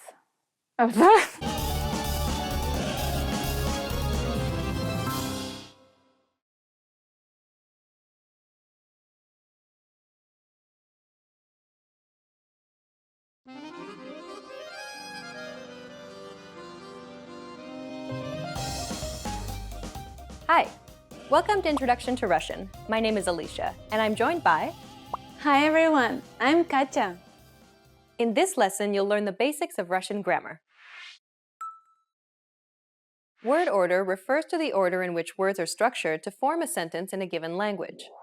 Consider the English sentence, I ate an apple. But first, let's remove the article an here for simplicity, so we're just left with I ate apple. The basic word order for English is subject, verb, object, or SVO for short. If we break down the English sentence, I ate apple, we can see that the subject I is presented first, followed by the verb ate, and then finally the object apple is positioned last. This is the basic word order for sentences in English. Russian uses the same word order as English, SVO. Парень купил собаку. Парень, the subject, a guy, goes first. Купил, the verb bought, goes second. And собаку, the object dog, goes last. This means that you can create any basic sentence in Russian simply by exchanging the English words for Russian words using a dictionary and still be understood. Isn't that easy? In fact, Russian word order is much more flexible than English. Compare the following examples. Cats eat mice. If we were to swap the subject with the object, we'd get mice eat cats. As you can see, the SVO word order in English is fixed. Changing the word order changes the meaning of the sentence completely. Russian, on the other hand, is much more flexible. Starting with the SVO word order, кошки едят мышей. We can swap the subject with the object like we did for English, and yet, мышей едят кошки. The meaning of the sentence remains the same. In fact, we could swap the sentence any which way, and it still wouldn't change the core meaning of the sentence. Unlike English, Russian doesn't rely on the word order of the sentence to signify if a word is the subject or an object, because it uses special word endings that act as markers to indicate the role of the word in the sentence. In this example, we use the word ending "ей" in мышей to indicate that mice is the object of the sentence. And so we can move it around anywhere in the sentence and it still be the object. Now you know how to create basic sentences in Russian, but how do you make a sentence negative? Negation in Russian is easy. Just add "не", meaning no, before the verb. Он спит. Он не спит. Я знаю. Я не знаю. Unlike English, Russian permits double negatives. So in English, you would say nothing happened. But in Russian, we would say nothing didn't happen. Ничего не произошло. You can form many basic negative sentences in Russian by placing no before the verb. Turning a sentence into a question in Russian is even easier than turning it into a negative sentence. Simply raise your pitch at the end of the question as you would in English. Unlike English, though, you do not need to rearrange the order of any words. Simply say the sentence and raise the pitch at the end. Ты понимаешь? Ты понимаешь? To ask more than yes or no questions, you'll need to learn question words. Some common question words are Что? Как? Кто? Какой? Когда? We'll cover more of this in future lessons on Russian grammar. Well done! Let's wrap up this lesson by recapping what we've learned. In this lesson, you learned that Russian sentences can be formed using an SVO word order, just like English. Additionally, Russian uses markers to indicate the role of a word in a sentence, which allows the word order to be much more flexible. You make a negative sentence by adding no before the verb. And to create basic questions in Russian, simply add a question mark and raise your pitch at the end of a sentence. We've covered only the absolute basics of Russian grammar.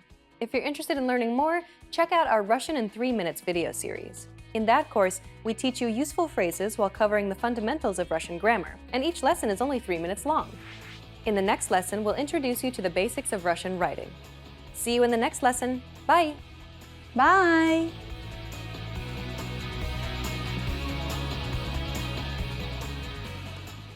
Hi there! Привет всем! My name is Katyusha and I'm here for you with 15 favorite words chosen by you, our fans. Thank you so much. So let's begin and have a look what kind of words you've chosen. Now, ta-da! Дорогая, darling. As the word darling, you can say when you are referring to someone as your girlfriend or your dearest friend who is female, your mother, your sister. One is for your girlfriend and one is just for dearest woman in your life. It doesn't mean you are dating your mother, which is awkward. I mean, darling, could you pass me the bread? So, дорогая, подай, пожалуйста, хлеб. Есть. To eat. Что у вас есть поесть? What do you have to eat?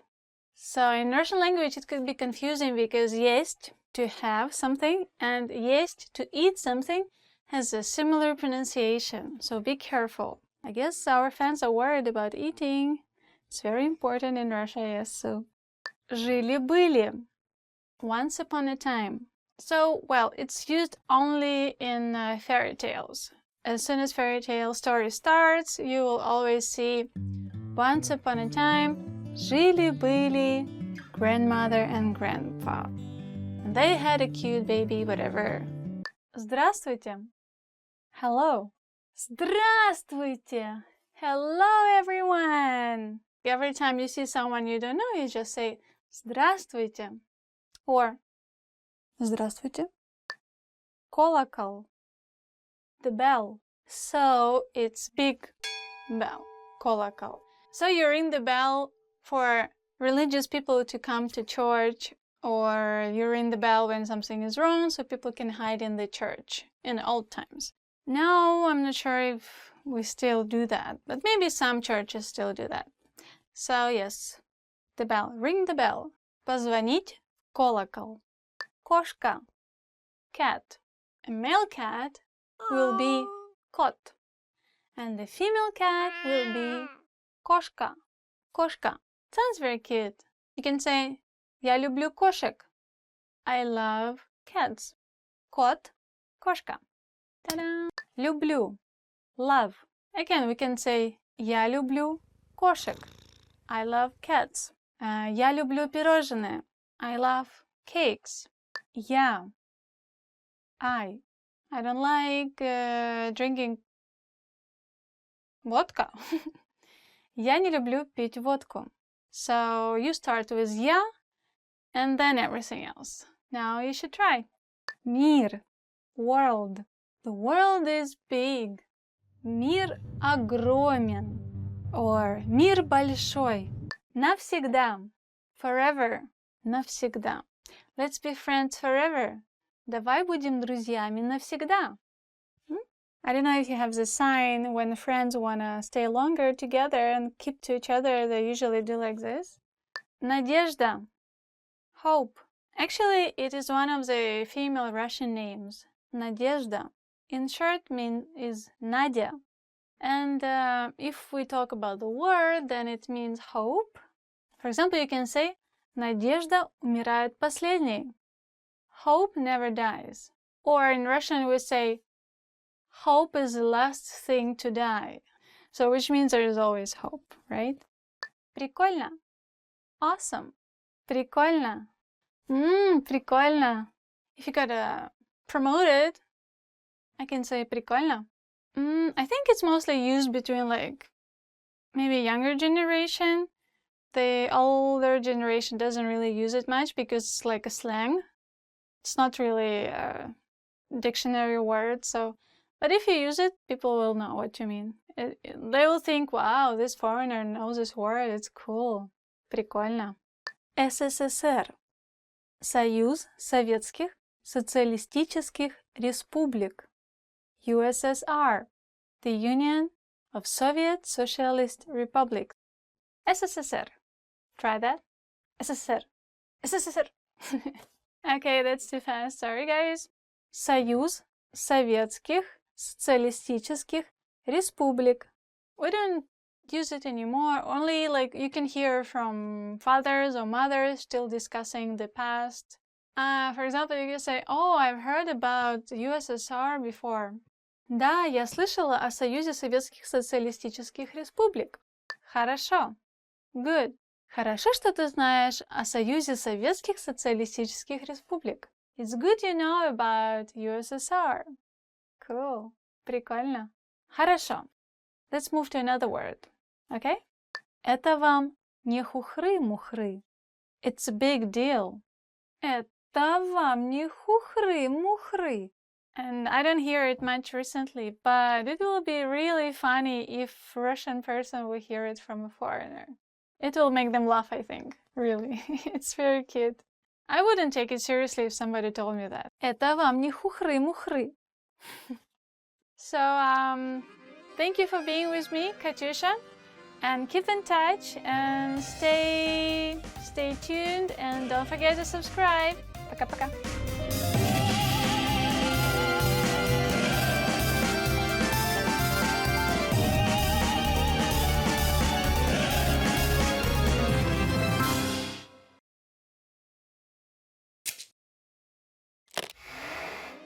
Hi everyone, welcome to the Ultimate Russian Pronunciation Guide.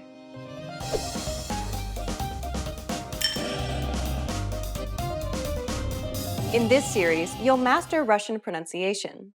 Proper pronunciation is essential in Russian, and in this series, you'll learn it in a fast, comprehensive, and easy way.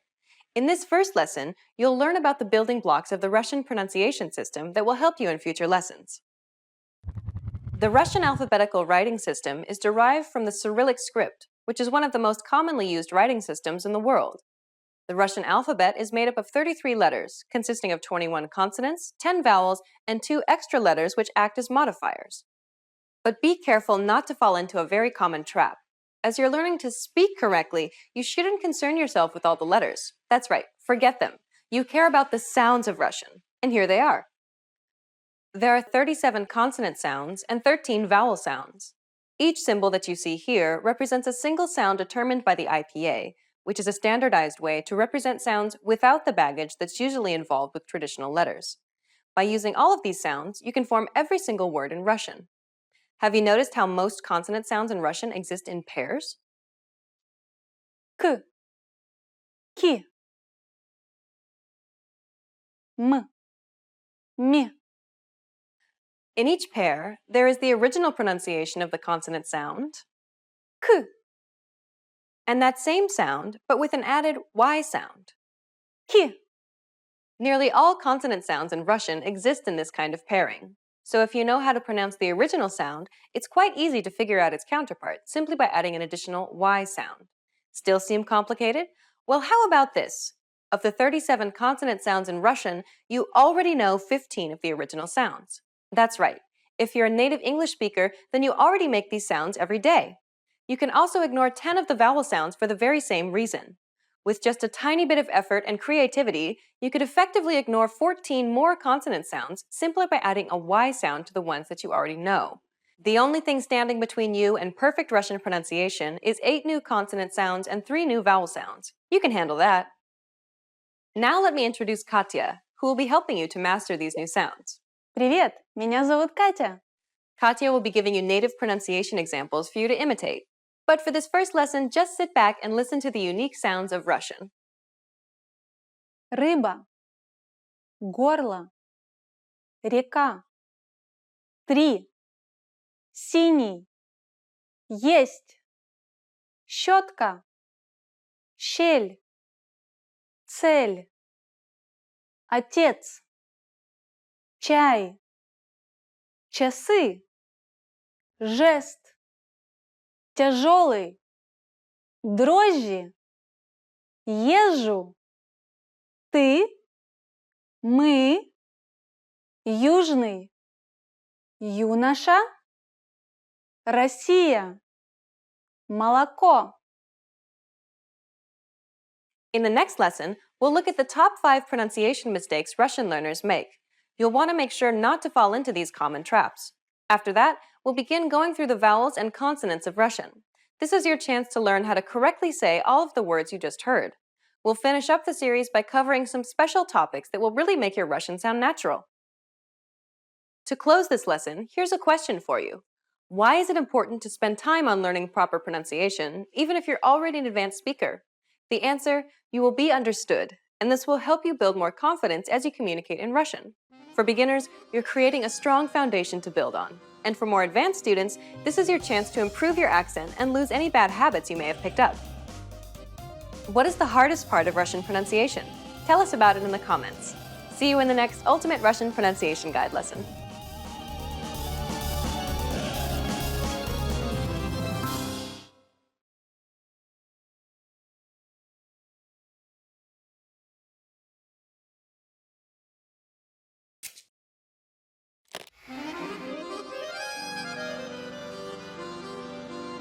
Привет всем! С вами Светлана.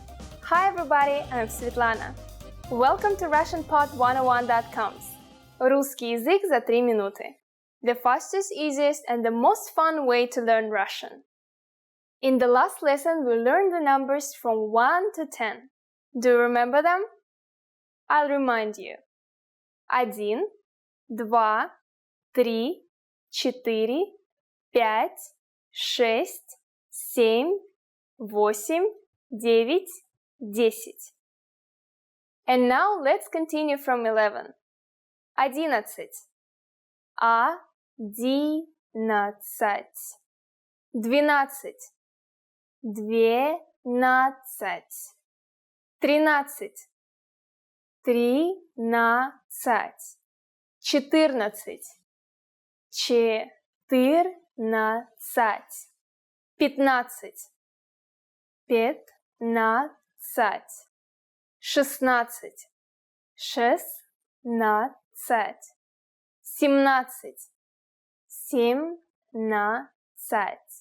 14. 14. 15. 15. 16. 16. 17. 17. 18. 18. 19. 19. And finally we have 20. 20. Okay, now repeat after me. I'll say the numbers and give you time to repeat each one. 11. 12. 13. 14.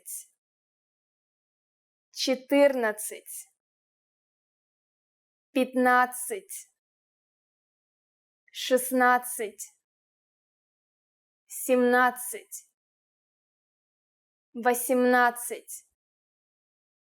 18. 19. 20. These numbers may seem harder to remember and pronounce than those in the previous lesson, but as you have probably noticed, the endings are the same. Natsit. The suffix tsat is the modified word for 10. 10. Tsat. Counting from 15 till 19, you simply eliminate the last letter from the original word and add natsit.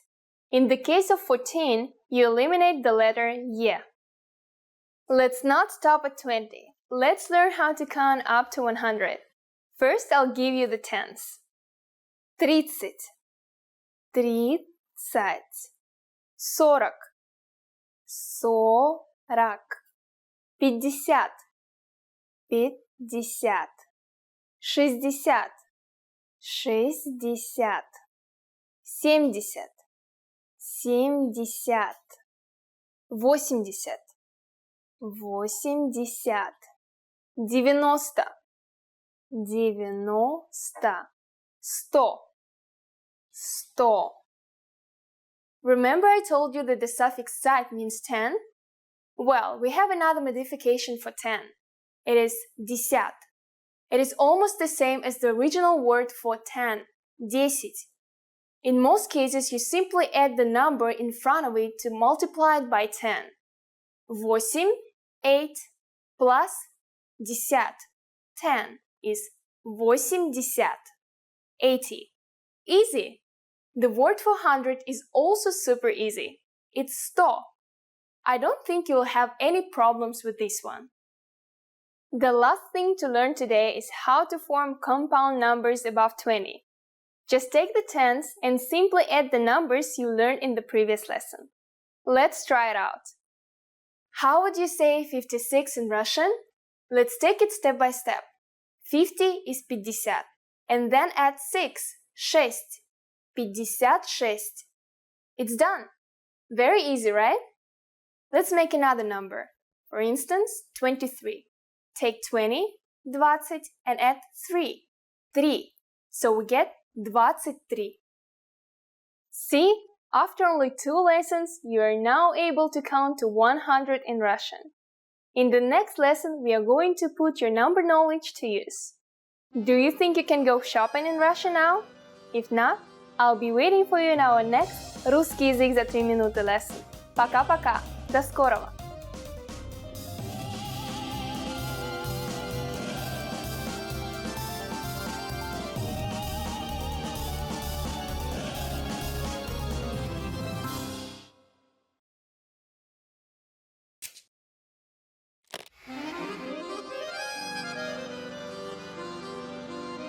Привет всем! С вами Светлана. Hi everybody, I'm Svetlana. Welcome to RussianPod101.com. Русский язык за 3 минуты. The fastest, easiest, and the most fun way to learn Russian. In the last lesson, we learned the phrase «Извините». Вы говорите по-английски? Excuse me, do you speak English? We mentioned the word «извините», which means excuse me in Russian. In this lesson, we're going to learn how to use «извините» and other words when apologizing in Russian. We usually use «извините» when we want to draw somebody's attention. Perhaps you want to order something in the restaurant or simply ask the time. For example, «Извините, который час?» Excuse me, what time is it? The other meaning of «извините» is to say I'm sorry for something you've done or haven't done. The word «извините» derives from the word «вина», which means guilt in English. You use it when you feel guilty for bothering somebody or causing some problem.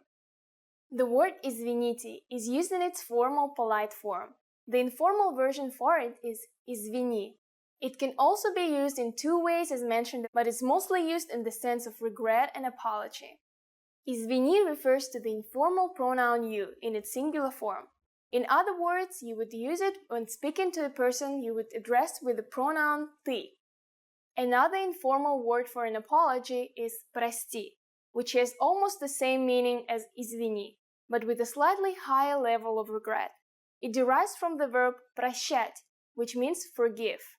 So literally this word is translated as «forgive me». So the formal way to say «forgive me» in Russian would be «простите» or «прошу прощения». The meaning of both phrases is almost the same. «Простите» is an imperative verb which literally means «forgive me». «Прошу прощения» means I am asking you to forgive me. This phrase is a bit more polite than «простите». As you might have guessed, the word «прошу» means I ask. You can add the word «пожалуйста», please, to your apology to make it even more polite and sincere. Простите, пожалуйста. Извините, пожалуйста. Excuse me, please. Okay, great. Now it's time for Svetlana's tips. If you accidentally bump somebody, any of the phrases mentioned in this lesson would be fine for an apology. Just don't say nothing or ignore the other person, because you might get a very angry reaction and be yelled at in front of everybody. Russians can be very short-tempered and emotional, but will not usually harbor resentment if you admit your mistake. It is always easier to say a simple word of apology straight away rather than try to cool an angry Russian down. Okay, that's it for this lesson. Can you count in Russian? In the next lesson, we'll learn the numbers from 1 to 10.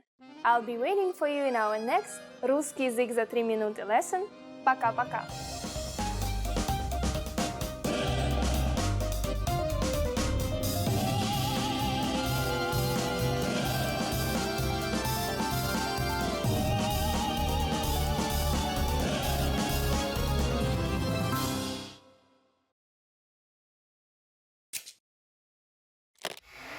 Hi everyone, welcome to the Ultimate Russian Pronunciation Guide.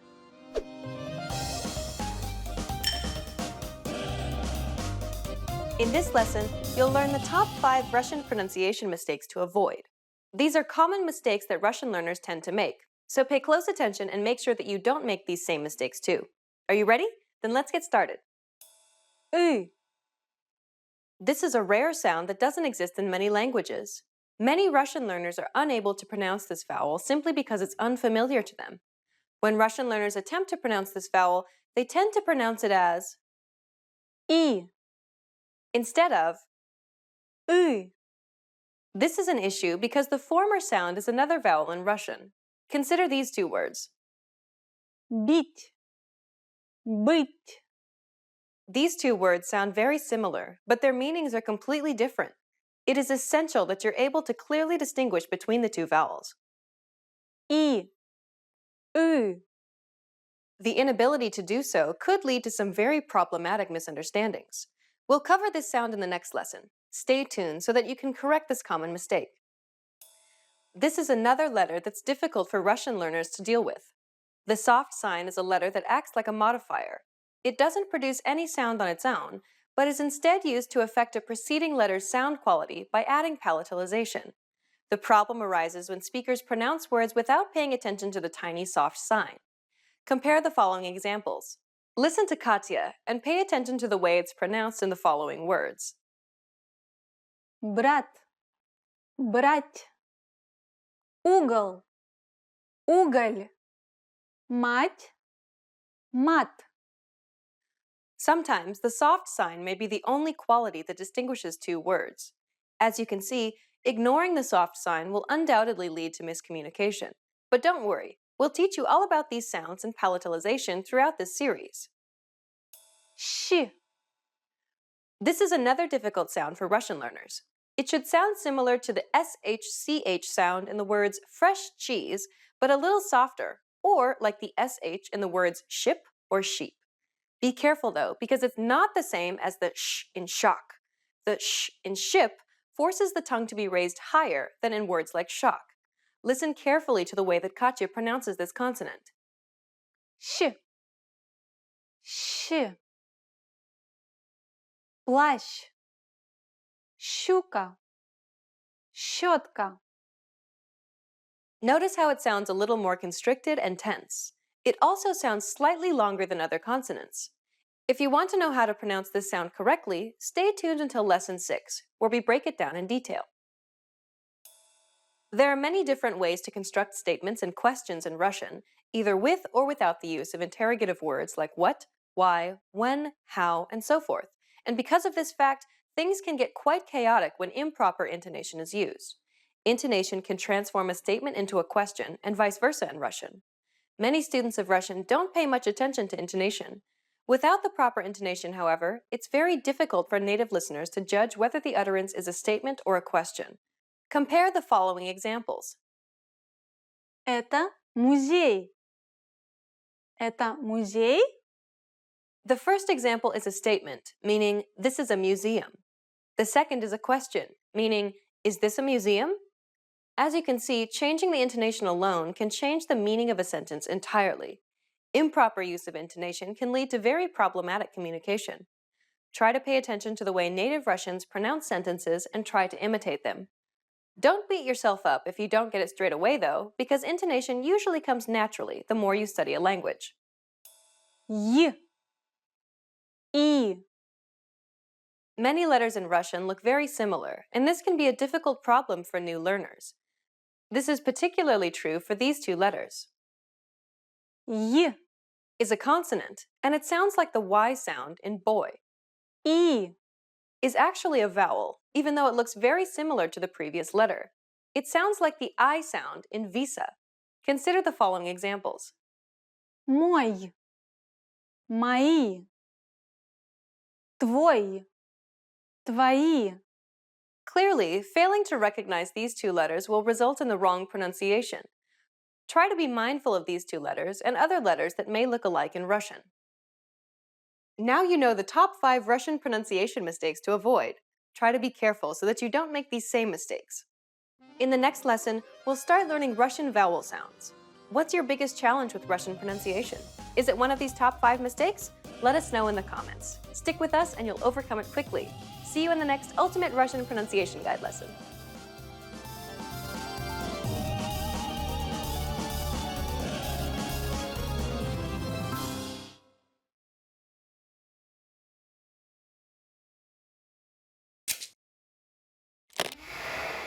Hi everyone, I'm Gabriella.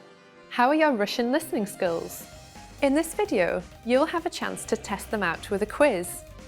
First, you'll see an image and hear a question. Next comes a short dialogue. Listen carefully and see if you can answer correctly. We'll show you the answer at the end. Are you ready? Женщина спрашивает кое-что у продавца в книжном магазине. Какую книгу хочет посмотреть женщина? Извините, могу я взглянуть на книгу вон на той полке? Которую книгу вы хотите посмотреть? Книгу о машинах. Подождите, пожалуйста. Вот эту? Верно. Вот, пожалуйста. Какую книгу хочет посмотреть женщина?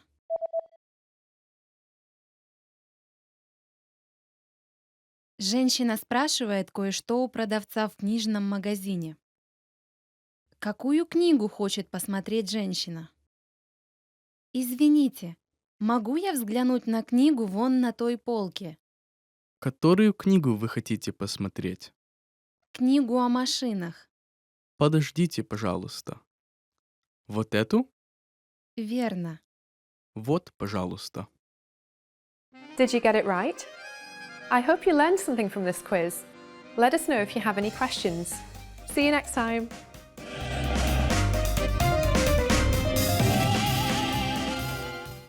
Hi everybody, I'm Katusha from RussianPod101.com.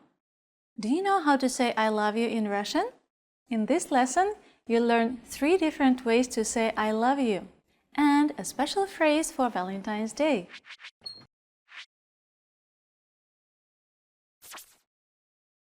Let's start with the most common phrase. Я люблю тебя.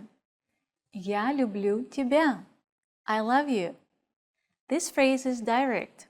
You should use it only when you're confessing your love. If you want to be less direct, you can use this phrase.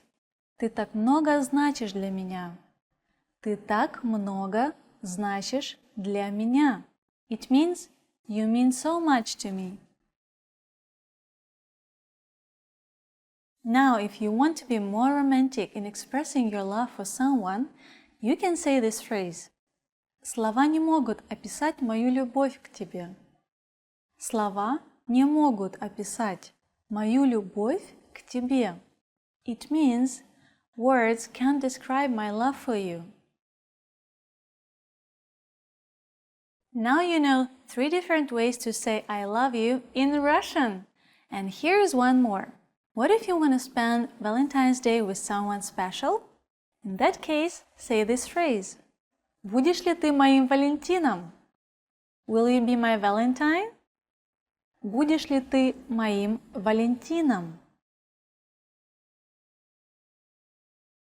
Let's wrap up this lesson by recapping what we've learned. Listen to the expression and repeat after me. I love you. Я люблю тебя. Я люблю тебя. You mean so much to me.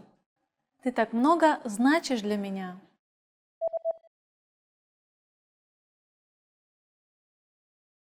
Ты так много значишь для меня. Words can't describe my love for you. Слова не могут описать мою любовь к тебе.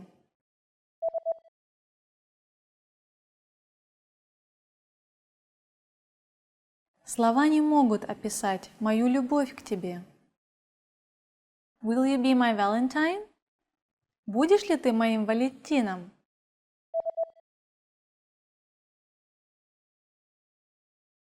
Будешь ли ты моим Валентином? Well done! Did you know that on Valentine's Day, it's common to give your love valentines, or in Russian, Valentinki. These are small, heart-shaped cards that are typically red or pink.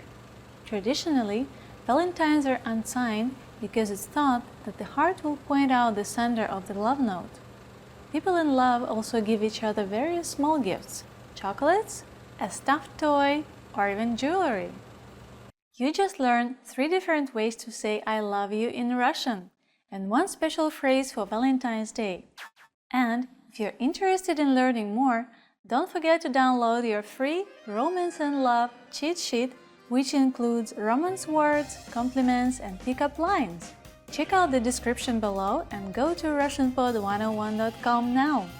I'll see you next time! Увидимся в следующем уроке!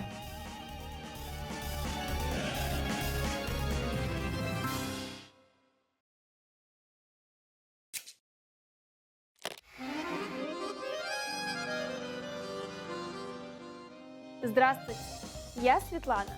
Welcome to RussianPod101.com. Alphabet made easy. The fastest, easiest, and most fun way to learn the Russian Cyrillic alphabet, the alphabet. In the previous lesson, we continued introducing some false friends. Russian letters that look like letters of the English alphabet but sound completely different. We've already learned several, but do you remember how to read and write them? Taking the time to review the lessons will be the key to learning how to write in Russian. In this lesson, we'll finish up with our false friends. Then we'll learn a few more words for you to add to your notebook. Ready to learn? Then let's go! Our first letter is S. It looks identical to the English upper and lowercase c, right? Of course, the Russian S does not sound like the English C, although I guess sometimes it does. I mean, the English C can sometimes make an S sound, so it's kind of like a mostly false friend, right? Here's the uppercase.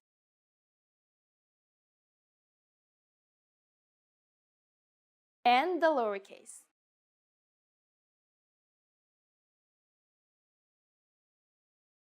The cursive uppercase S looks like this. It's similar to the English cursive C, but thankfully it's a bit simpler than most Russian letters. Uppercase S is a single stroke which connects easily to the next letter without lifting your pen or pencil. As for the lowercase s, it's identical to the uppercase except for its size. Now we'll write them.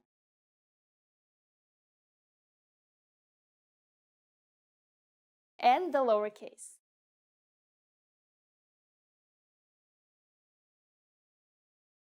The second letter we'll learn in this lesson looks pretty familiar. U.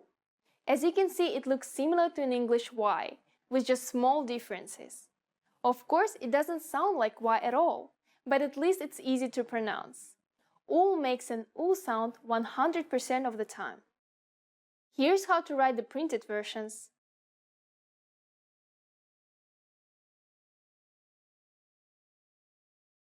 And the lowercase.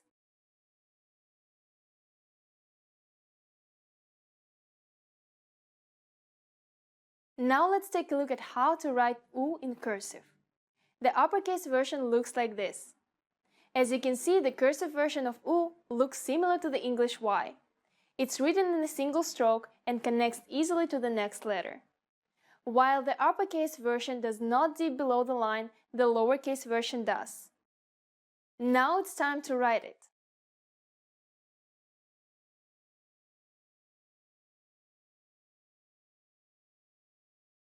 And the lowercase.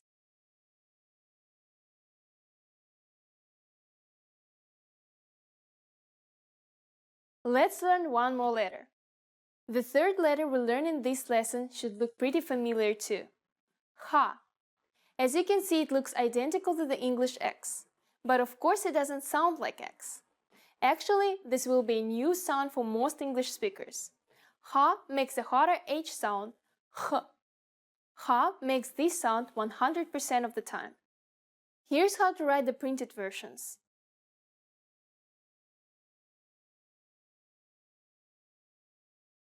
And the lowercase.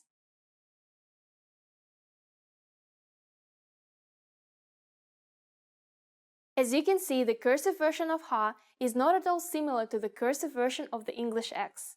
It's written in 2 strokes and connects easily to the next letter. Lowercase ha looks exactly like the uppercase version, but just a little smaller. Let's write it.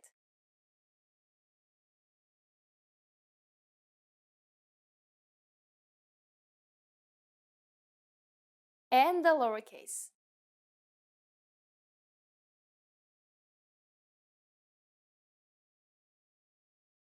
And that's all! Wow! Great job today! We finally met the last of our false friends. We'll continue learning more letters in the next lesson. But for now, let's practice using these letters in some new words. First up is a word that uses 2 of our new letters. Try reading it aloud. It should be easy. It's pronounced сахар and means sugar. Russians love tea with sugar, so you'll see this word a lot. Now let's try writing it. We'll use lowercase letters. Сахар.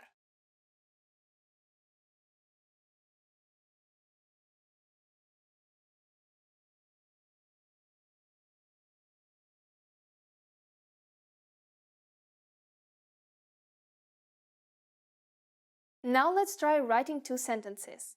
As you know from a previous lesson, on means he. Turk means Turk, as in someone from Turkey. So the first sentence means he is Turkish. In the second sentence, we see есть, which is an important word meaning eats. And halva is a popular sweet in Russia, originally from the Middle East. In English, it's called halva. The second sentence means he is eating halva. Now let's try to write it. We'll start each sentence properly with an uppercase letter.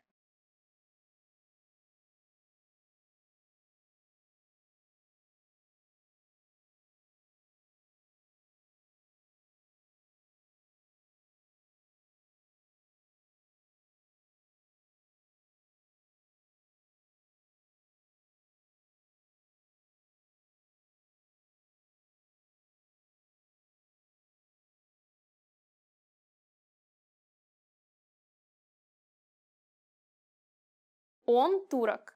Он ест халву. Now it's time for Svetlana's insights.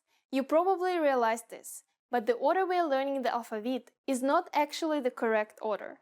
We're using this order because it's easier to learn. But just be aware that it's not the way Russian children learn it, or how a Russian would recite the alphabet. In the next Alphabet Made Easy lesson, we'll be introducing some interesting new letters that are going to be completely unfamiliar to you. Are you excited yet? Пока-пока!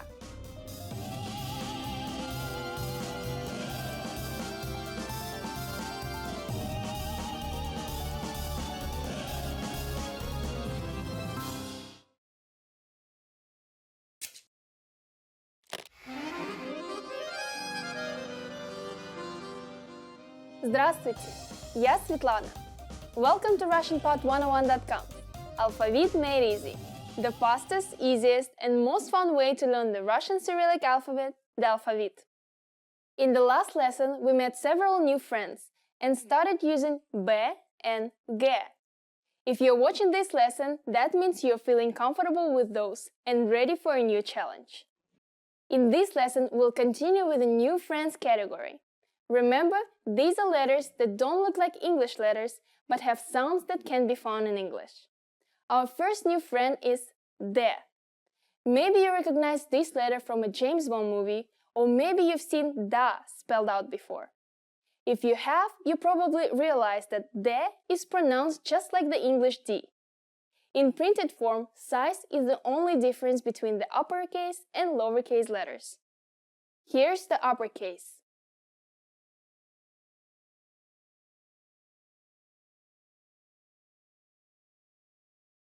And the lowercase.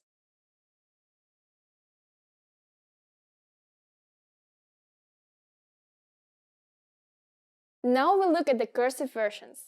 English speakers will be happy to see that the cursive uppercase D looks pretty similar to an uppercase D. What a nice new friend! While it's written in a slightly different way, it should be easy to recognize. It's written in one stroke and you have to pick up your pen to begin the next letter. Unfortunately, D isn't such a nice friend when it comes to the lowercase. It looks just like a lowercase English G. This means you should have no problem writing it, but it's easy to accidentally read it as a G. Now we'll write them.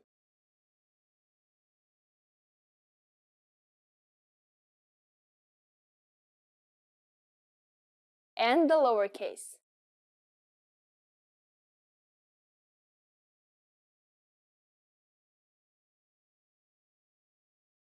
Let's move on to another new friend.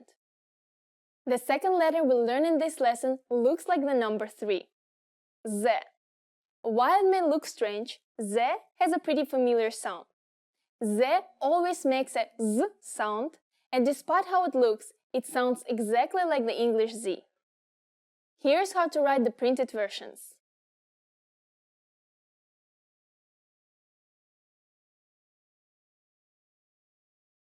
And the lowercase.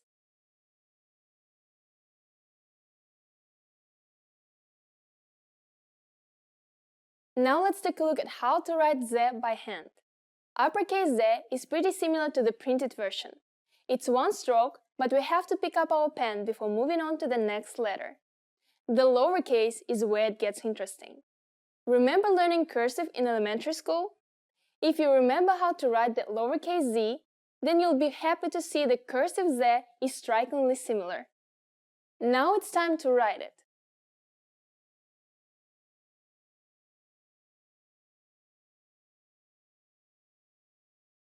And the lowercase.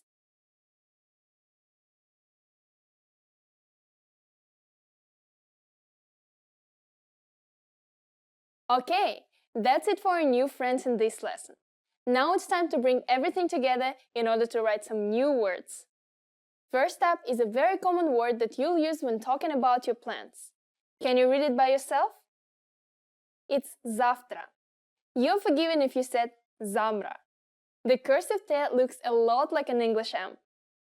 Now try to write it yourself.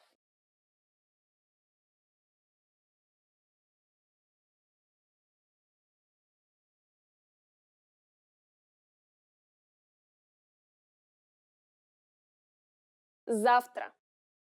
The next word is a fun one. Let's see if you can read it. Did you read it as Дед Мороз? It can be tricky to know when O is O and when it's A, but we'll talk more about that in a later lesson. Дед Мороз is the Russian Santa Claus. So let's try writing it. Both Дед and Мороз should start with uppercase letters.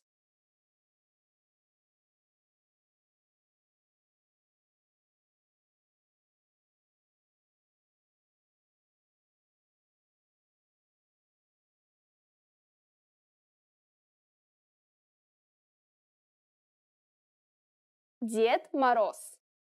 Remember that after the uppercase D, you have to pick up your pen to start the next letter.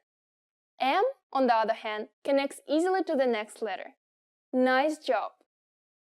Now it's time for Svetlana's insights. You may have noticed that some uppercase letters like D don't seem to be connecting very well. This happens with many uppercase letters in Russian.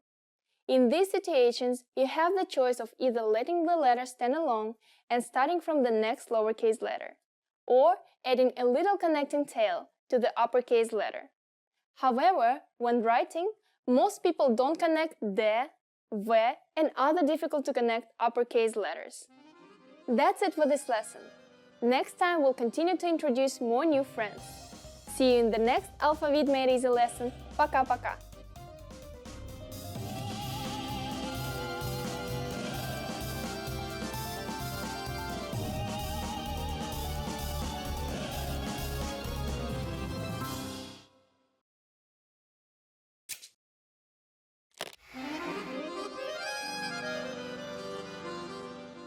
Здравствуйте! Я Светлана. Welcome to RussianPod101.com's Alphabet Made Easy, the fastest, easiest, and most fun way to learn the Russian Cyrillic alphabet, the alphabet. In the last lesson, we met the last of our false friends, the Russian letters that look like letters of the English alphabet but sound different. I hope you remember how to read and write them all.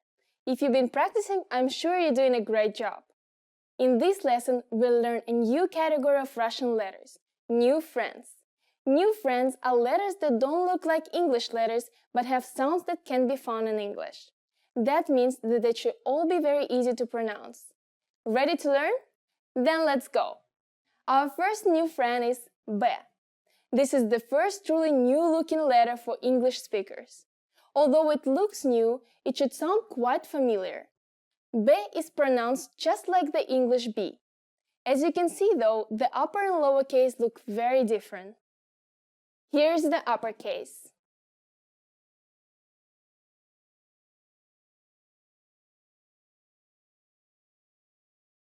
And the lowercase.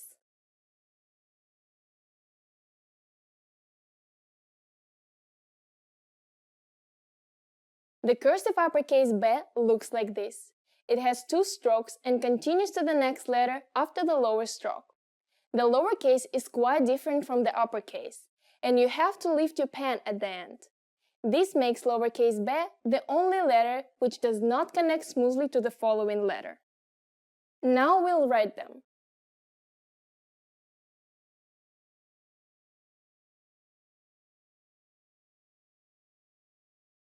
And the lowercase.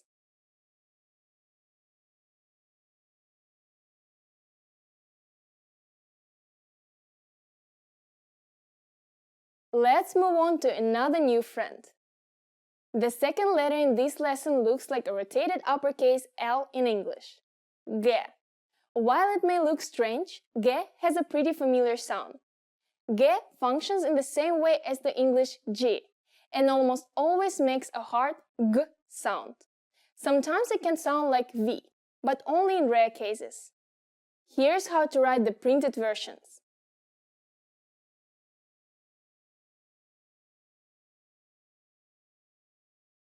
And the lowercase.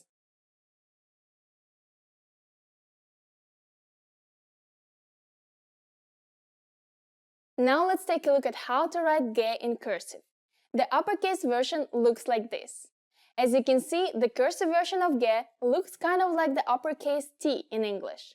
It's written in two strokes and connects to the next letter by swinging back around. Now let's take a look at the lowercase cursive G. Lowercase G is a lot trickier because it looks nothing like the printed version. On its own, it's written like this, but when connected to the preceding letter, it looks a lot more natural. Handwriting time.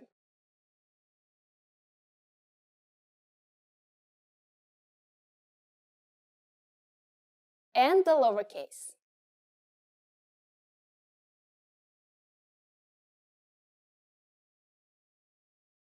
That's it for our new friends today. We'll continue learning more letters next lesson. But for now, let's practice using these letters in some new words. First up is a word that uses both of our new letters. Try reading it aloud. I hope you could successfully read this as Bog. It's a very important word for many Russian people. It means God. Let's write it.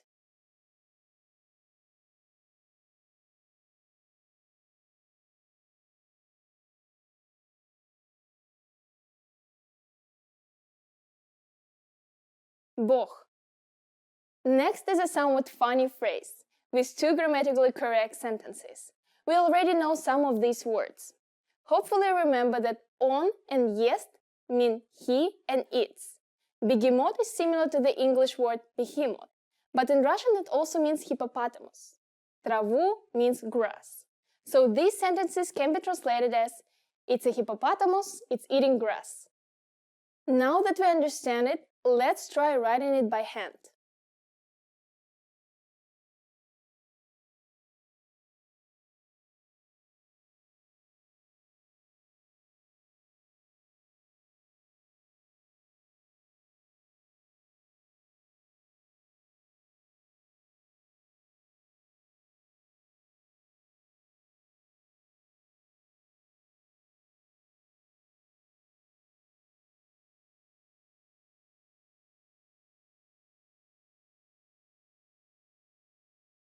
Он бегемот. Он ест траву. Let's start with an uppercase O. Also remember that lowercase b does not connect directly to the next letter. Be careful not to confuse the lowercase m and t. Give it your best shot. Now it's time for Svetlana's insights. Are you familiar with Greek letters? Maybe you remember them from high school or college. If so, you've probably recognized a great deal of these Russian letters. The Cyrillic alphabet was originally derived from Greek letters, so many of them bear close resemblance even today. That just about wraps it up for this lesson. Next time I'll introduce some more new friends. I hope you're excited. See you in the next Alphabet Made Easy lesson. Пока-пока!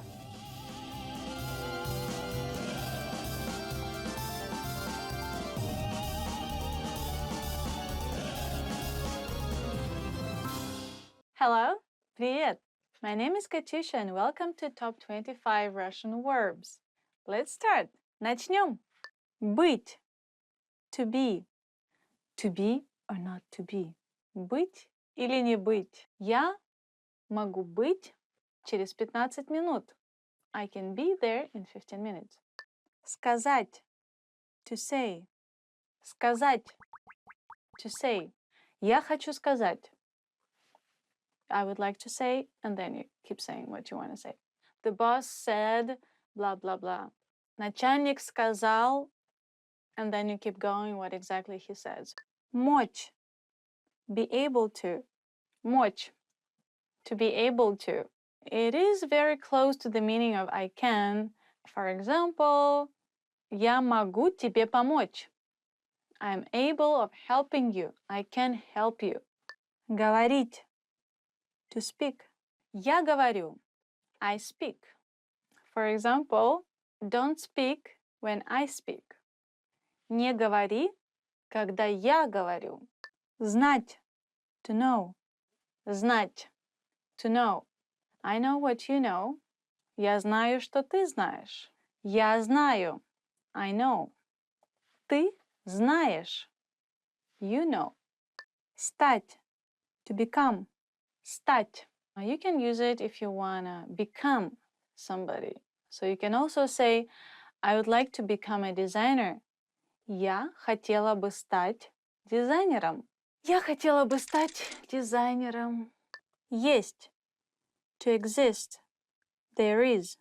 I exist. Я есть. Хотеть. To want. Хотеть. To want. Я хочу. I want. What do you want? Что ты хочешь? Видеть. To see. Видеть. To see. Я тебя вижу. I can see you. Я тебя вижу. Идти. To go. Идти. To go.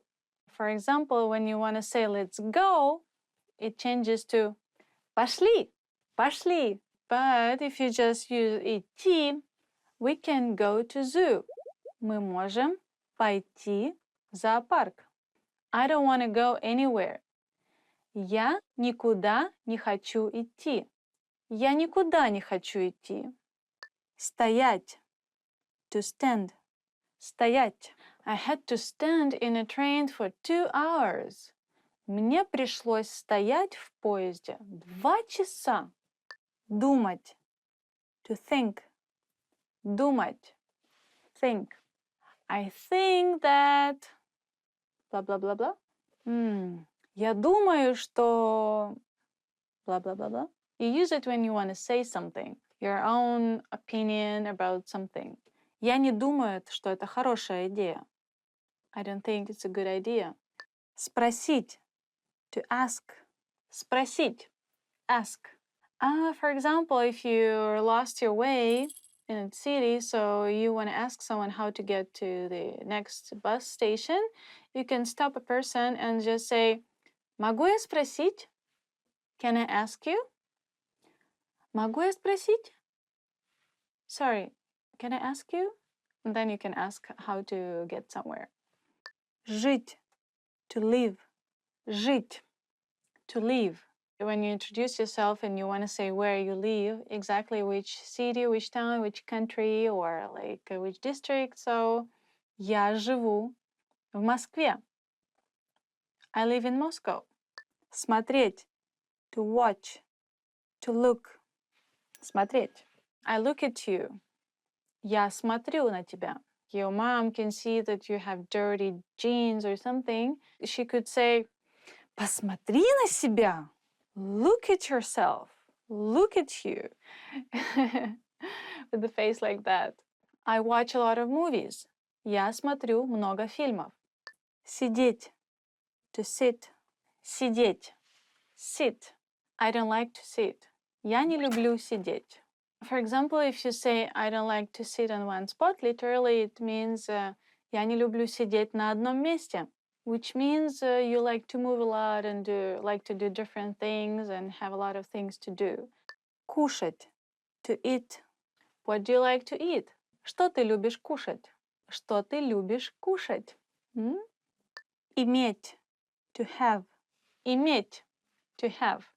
Я имею 3 собаки. I have 3 dogs. Делать. To do.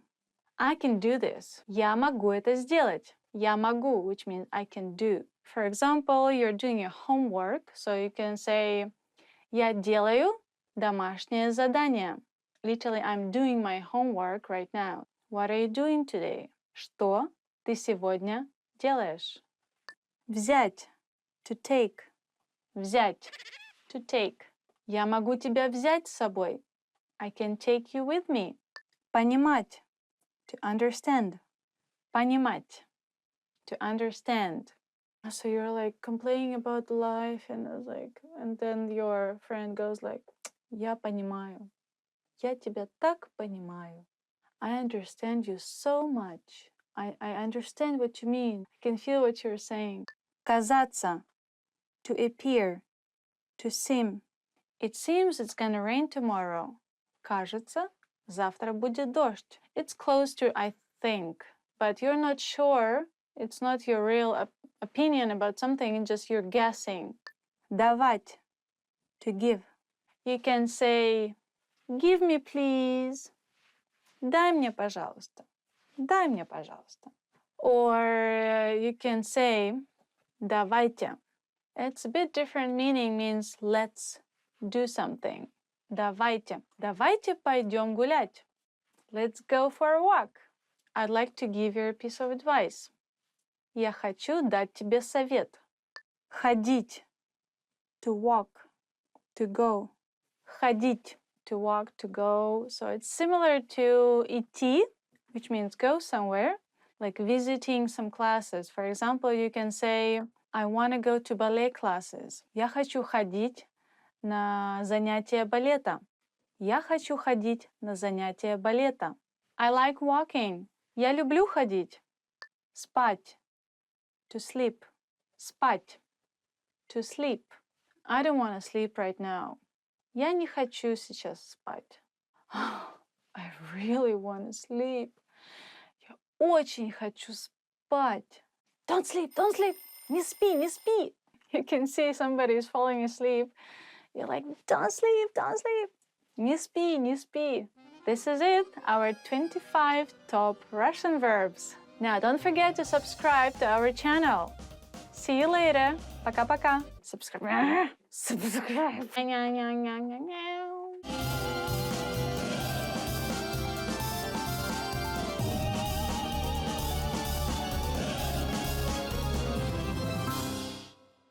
Hi everyone, it's me again, Katyusha, with you and top 25 Russian adjectives. Now let's begin. Страшный, scary. Does it look like scary? This movie is so scary. Этот фильм очень страшный. I shouldn't say it with a smile on my face, but большой, big, big. I love watching большой балет. You know, you cannot say it's big ballet. Literally, the people who likes ballet, they know that there is a very famous ballet in Moscow, which is called большой балет. Большой балет. So you cannot translate it as a big ballet. You have to still say it большой балет. Okay? Let's go watch большой балет. For example, bring me that big basket. Принеси мне эту большую корзину. Принеси мне ту большую корзину. Быстрый. Fast. Быстрый. Fast and quick is the same. In Russian is быстрый. Run as fast as you can. Беги так быстро, как только можешь. Беги так быстро, как только можешь. Sometimes when the people want to rush you and do something really quick, they can tell you, быстро, быстро. Like quick, quick, fast, fast, move, move, you know. Быстро, быстро. Move your legs. Медленный. Slow. Медленный. Why are you so slow? Почему ты такой медленный? Простой. Simple. It's not that simple. Все не так просто. I like this skirt. It's very simple. Мне нравится эта юбка. Она очень простая. Высокий. High. Tall. Высокий. You're so tall. Ты такой высокий. Or you can say, giraffe is so tall. Wow. Жираф такой высокий. Главный. Main. Main menu.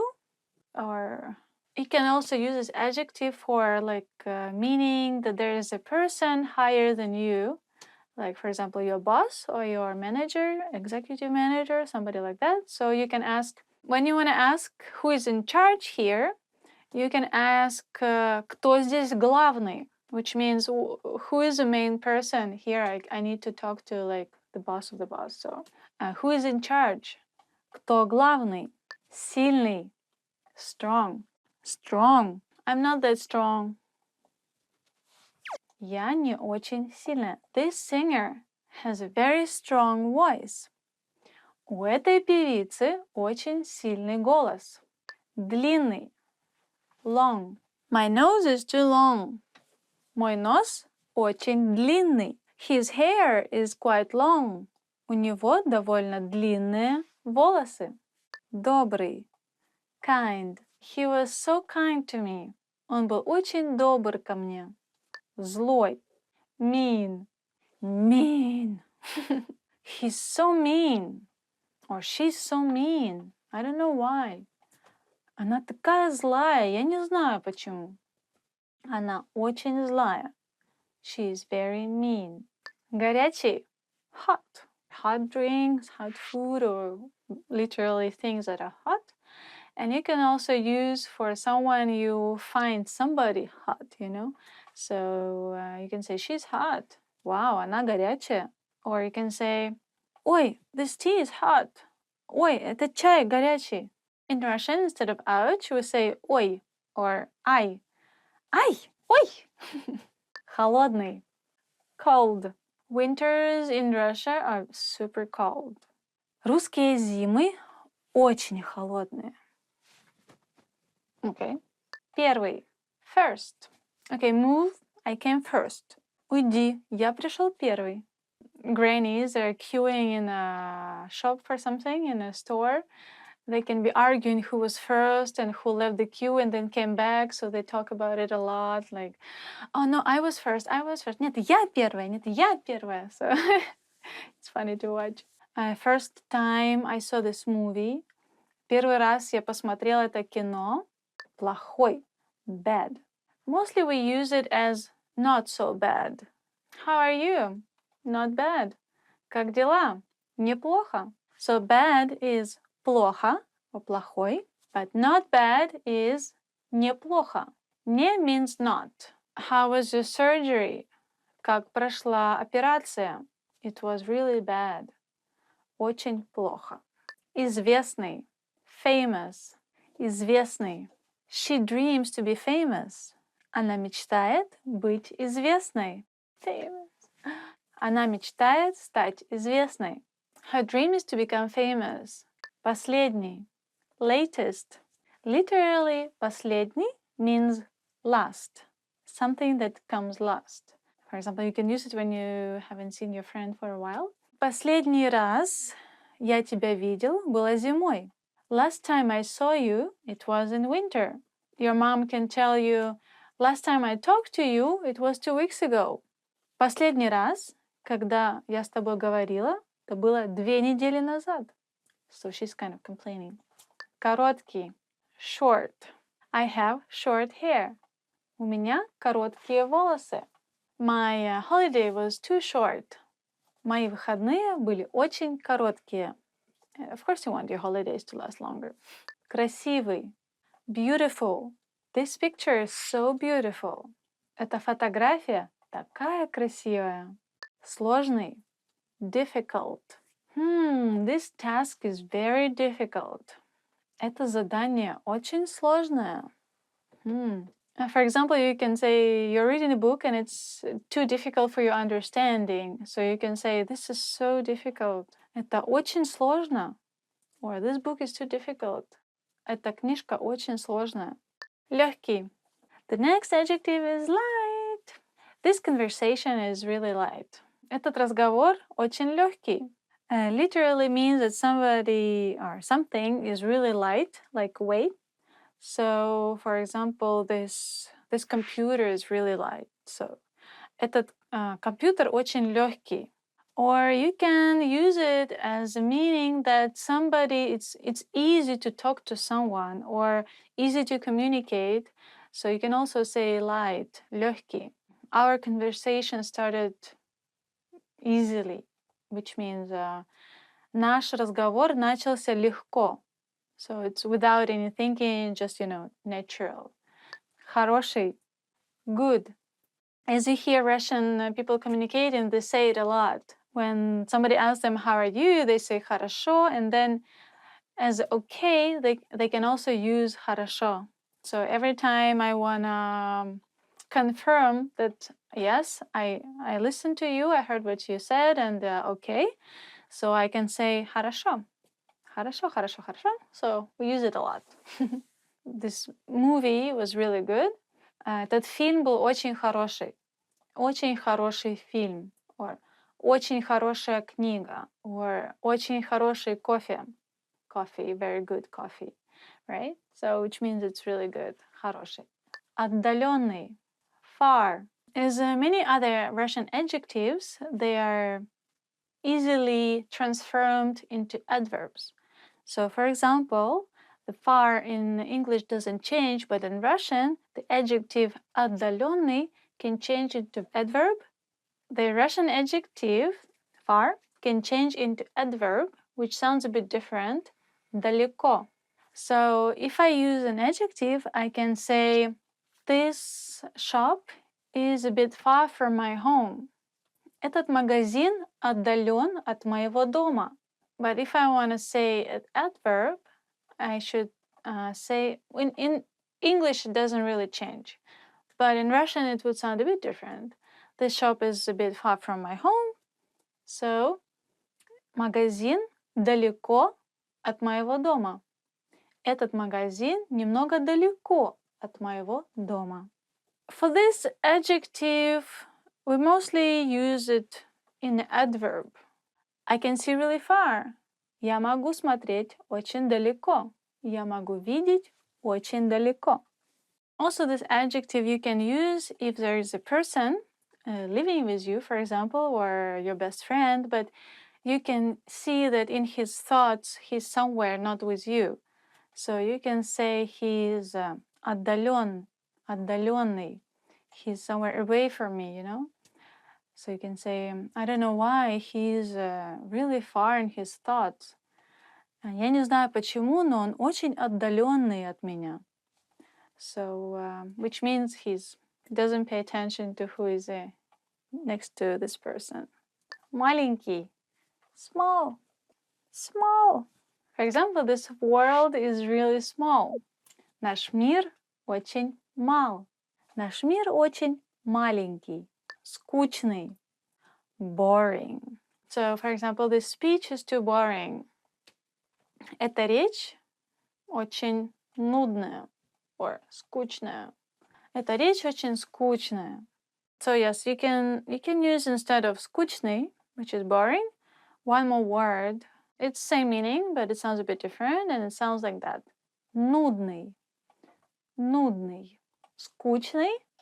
Нудный. Basically same meaning. He is so boring. Он такой нудный. Maybe it's used more for describing people and somebody's character. Okay, let's get some extra adjectives for you. Lazy. Ленивый. It's so easy to be lazy.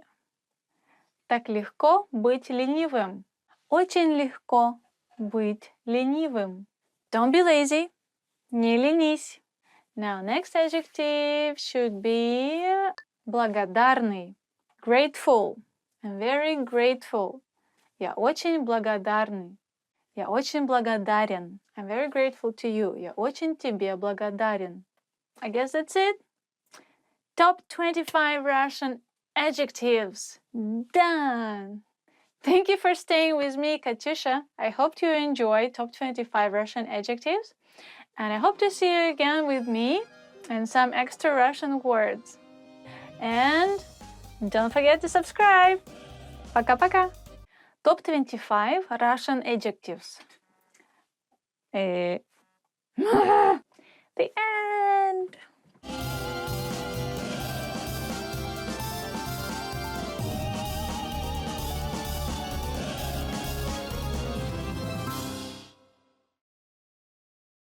Hi everyone, my name is Katyusha, and today we're gonna be doing top 25 Russian phrases. Let's start. Начнем. Здравствуйте. Hello. Здравствуйте. Hello. For example, здравствуйте. Не подскажете, как пройти в библиотеку? Hello. Could you tell me how to get to the library? We also have another phrase for hello, which is informal and sounds like привет. Привет. Привет. Hello. Доброе утро. Good morning. Доброе утро. Good morning. Whenever you wake up, you just go доброе утро or доброе утро. Доброе утро. Sounds like that, okay? Добрый день. Good afternoon. Добрый день. Good afternoon. Добрый means that something is good. So people are wishing you something good in the day when you wake up, when they meet you at school at the daytime or like in the evening. But usually you say привет, which is hello. Добрый вечер. Good evening. Добрый вечер. Good evening. I guess you can switch it to привет if you talk to your friends, but yeah, if you talk to strangers, you better say polite way and say добрый вечер. Good evening. Добро пожаловать. Welcome. Добро пожаловать. Welcome. You're welcome to come, right? Same with Russian, it's good that you came. Добро пожаловать. Добро пожаловать в Россию. Welcome to Russia. Как вас зовут? What's your name? Как вас зовут? What's your name? So first, when you see a stranger, you have to say здравствуйте. Как вас зовут? Меня зовут. My name is. Меня зовут. And your name. My name is. Ding, ding, ding, ding, ding. Let's practice. Здравствуйте. Как вас зовут? Меня зовут Катя. How was it? Am I talking to myself? Приятно познакомиться. Nice to meet you. Приятно познакомиться. It was nice to meet you. Здравствуйте. Как вас зовут? Меня зовут Катя. Oh, приятно познакомиться. Got it? Как дела? How are you? When you meet anyone you know, you wanna ask what? You wanna ask, how are you, right? So sometimes instead of hello, you just go, how are you? Как дела? Привет, как дела? Literally, how are your things going? So now you can make a conversation. А у тебя? How about yourself? Привет, как дела? Хорошо. А у тебя? And how are you doing? Which makes sense. So they care about you. They want to know how you're doing. It's nice. Спасибо. Thank you. Спасибо. Thank you. Привет, как дела? Хорошо, спасибо. А у тебя? Пожалуйста. Please. You're welcome. Пожалуйста. Please. Or you're welcome. The difference in please and you're welcome is just the way you say it. For example, Mom, please, I don't want to go to school. Пожалуйста, мама, я не хочу идти в школу. Which we can hear every morning. Or you can say, present, an iPad from my friend is like, спасибо. And they go like, пожалуйста. Like, you're welcome. Что нового? What's new? Что нового? What's new? Basically, it's same as как дела. Just you want to know more details of how things are going. So, привет, как дела? Что нового? Hi, how are you? What's new? До встречи. See you later. До встречи. Usually we don't wave hands. See you later, see you soon. Means literally, till next time I see you. До свидания. Goodbye. Or you can say пока-пока, which means bye-bye. Где находится туалет? Where is the bathroom? Где находится туалет? Where is the bathroom? You can make it shorter because the word находится literally means located or to be, can be just cut out. So you can just say где туалет? Where is the toilet? Or you can ask где здесь туалет? Where is a toilet around here? It's a very important phrase because it's not easy to find free toilets. Remember that one. Сколько это стоит? How much does it cost? Сколько это стоит? How much is it? How much does it cost? So try next time when you're shop. Я хочу заказать. I would like to order. Я хочу заказать. I would like to order something. Я хочу заказать салат. I would like to order salad. You made up your mind, so you want to order this. So я хочу. If you want to say it in a more polite way, for example, you're in a very high-end restaurant, and so you want to be polite with the waiter, so you could say я бы хотел заказать. I would like to order. Я бы хотела заказать чашечку кофе. I would like to order a cup of coffee. That would sound much nicer. Счет, пожалуйста. Check, please. Счет, пожалуйста. The check, please. Oh, официант. Счет, пожалуйста. Now you can have a dinner or lunch in the restaurant. That's nice. Который час? What time is it? Который час? What time is it? Excuse me, what time is it now? Извините, который час? Извините. I'm sorry. Excuse me. Извините. I'm sorry and excuse me. If you say I'm sorry, you can say извините, like you're really sorry about something you've done. But you can say excuse me, like you stepped on somebody's foot in a train. You can say ой, извините. Хорошо. Good. Okay. Хорошо. Okay. Good. When somebody asks you, how are you doing? Как дела?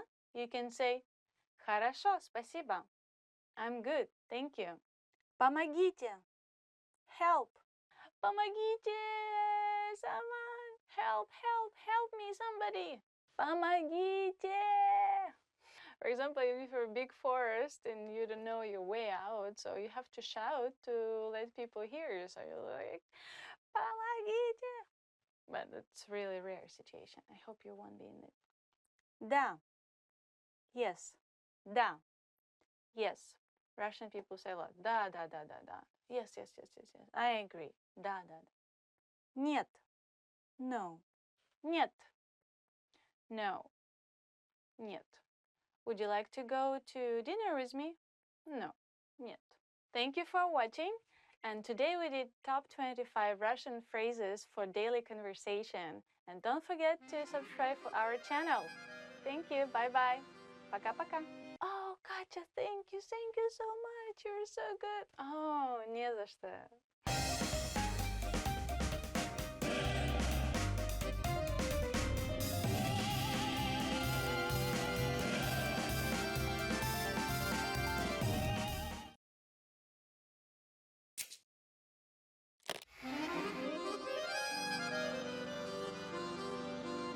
Здравствуйте, я Светлана. Welcome to RussianPod101.com's Alphabet Made Easy, the fastest, easiest, and most fun way to learn the Russian Cyrillic alphabet, the alphabet. In the first two lessons, we covered the true friends in the Russian alphabet. Now we are going to take a look at some slightly more difficult Russian letters, the false friends. While true friends look and sound like their English counterparts, false friends look like English letters but sound completely different. Ready to go? Let's get started. In this lesson, we'll learn how to read and write two false friends in both printed and cursive forms. Our first letter is Y. You really want this letter to make an E sound, don't you? Even the upper and lower cases are the same as the English. This letter, however, sounds like Y and sometimes E. In later lessons, we'll tell you more about when and why the pronunciation changes. While Y is a false friend, at least it's not trying to deceive you too much. Here's the uppercase.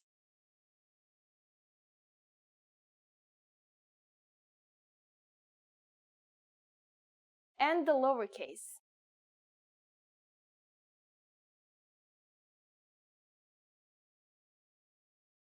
Now let's take a look at how to write it in cursive. The cursive version of uppercase Y looks like this. It's nearly identical to the English cursive and easy to write. Y is a single stroke, so you can continue with the next letter after the uppercase without lifting your pen or pencil. Now let's take a look at the lowercase handwritten Y. Again, it's similar to the English cursive, but in Russian, their starting point isn't from the bottom. Now we'll write them.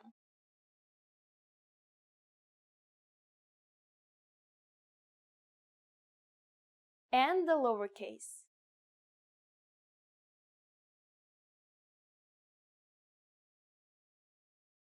For both the upper and lowercase versions, it's easy to connect to the next letter.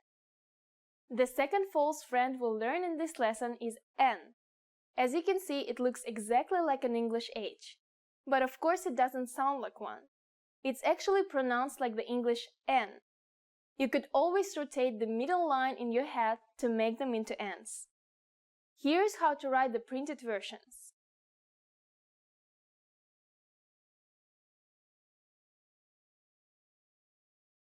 And the lowercase.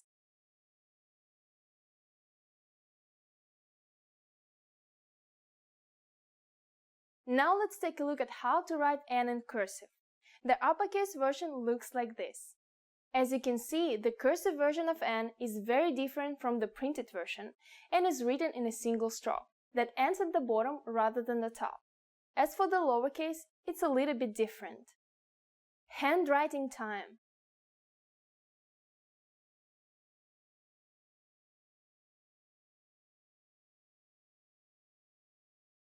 And the lowercase.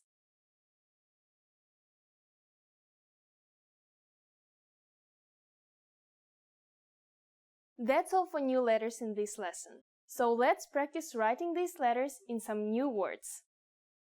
First up is something you'll need to use every day, and probably already know. Try sounding it out. Did you guess нет? If so, great job!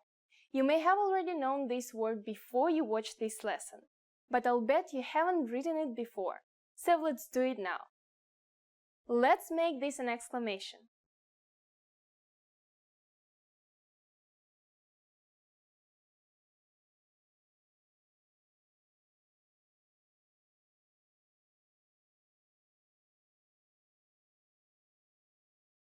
Нет. So we'll start with an uppercase N, followed by a lowercase y and t. Then we'll polish it off with an exclamation point. Нет. Are you ready to stop? Нет? I knew it. We'll learn 2 more words that are very important and that you will hear all the time. Try reading them out loud. Did you say on? Great. What about она? Probably not, huh? Here you can hear how O can be pronounced as both O and A. Again, we'll talk later about why this happens. On is the male personal pronoun, the Russian equivalent of he, and она is the word for she. Pretty useful. Now let's try writing them.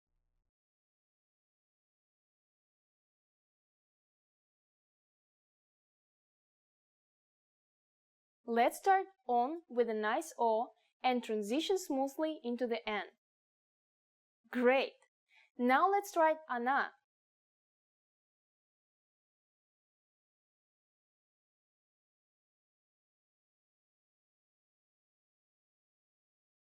Start with the O again, then make a beautiful N and finish it out with an A. Nice work! Now it's time for Svetlana's insights. You may notice that there are some pretty big differences between Russian and English cursive styles. Russian cursive is much more common and more complicated. But it's fun, and you'll really be able to impress your Russian friends with your beautiful penmanship. One structural difference between Russian and English cursive styles is their starting and ending points of letters. In English, letters usually start from the bottom of the writing line. But in Russian, all lowercase letters start slightly above the line. This gives the Russian script a much different look and is part of the reason that some letters have hooks. Well, that's all for this lesson. We'll continue next time with a few more false friends. We'll learn some very useful letters to write common words like and in Russian. We'll learn that and much more in the next Alphabet Made Easy lesson. Пока-пока!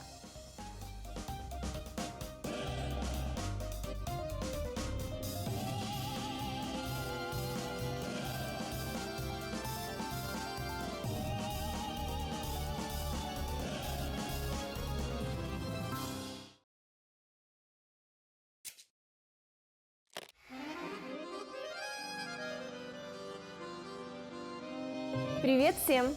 С вами Светлана. Hi everybody, I'm Svetlana. Welcome to RussianPod101.com's Русский язык за 3 минуты. The fastest, easiest and the most fun way to learn Russian. In the last lesson, we learned how to introduce ourselves in Russian. Today we are going to learn how to use good manners as we thank people. Готовы? Are you ready? Поехали! Then let's start. There are several ways to thank people. Let's start with the most common phrase спасибо. Спасибо. Спасибо means thank you. To say thank you very much, you just need to add большое. Большое спасибо. Большое спасибо. Большое means big. In context, большое спасибо literally means big thanks. So when someone thanks you, how should you answer? There are several ways to respond to this phrase. One which is fairly close in translation to the English phrase "you're welcome" is пожалуйста. It's very common in Russia, but we also use another phrase quite often. Не за что, which means not at all. The word пожалуйста means something like please in English. Пожалуйста. In English, it sounds a little bit strange to say please when somebody thanks you, right? But by using this word, you're indicating that you are pleased to be helpful. Не за что means more or less the same thing as пожалуйста, but offers a little more courtesy. Say не за что. Не за что. One which is fairly close in translation to the English phrase "you're welcome" is пожалуйста. It's very common in Russia, but we also use another phrase quite often, не за что, which means not at all. Now it's time for Svetlana's tips. When saying thank you in Russia, Body language is very important. Спасибо is the universal word and can be used in both formal and informal cases. You can make it sound more formal just by changing your intonation, like this. Спасибо. Friends usually act more openly and even slap each other on the shoulder. In any case, it's very important that your thanks be accompanied with smile and again, direct eye contact. Спасибо. Good job! That's it for this lesson. By the way, do you know what до свидания means? In our next lesson, you learn these and other greetings in Russian. Всем спасибо, пока-пока.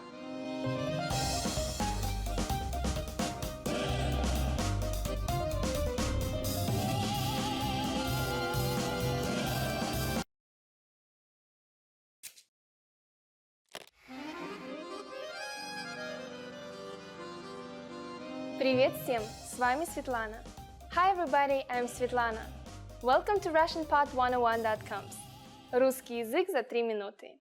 The fastest, easiest, and the most fun way to learn Russian. In the last lesson, we learned the most common forms of greetings in Russian. Do you remember them?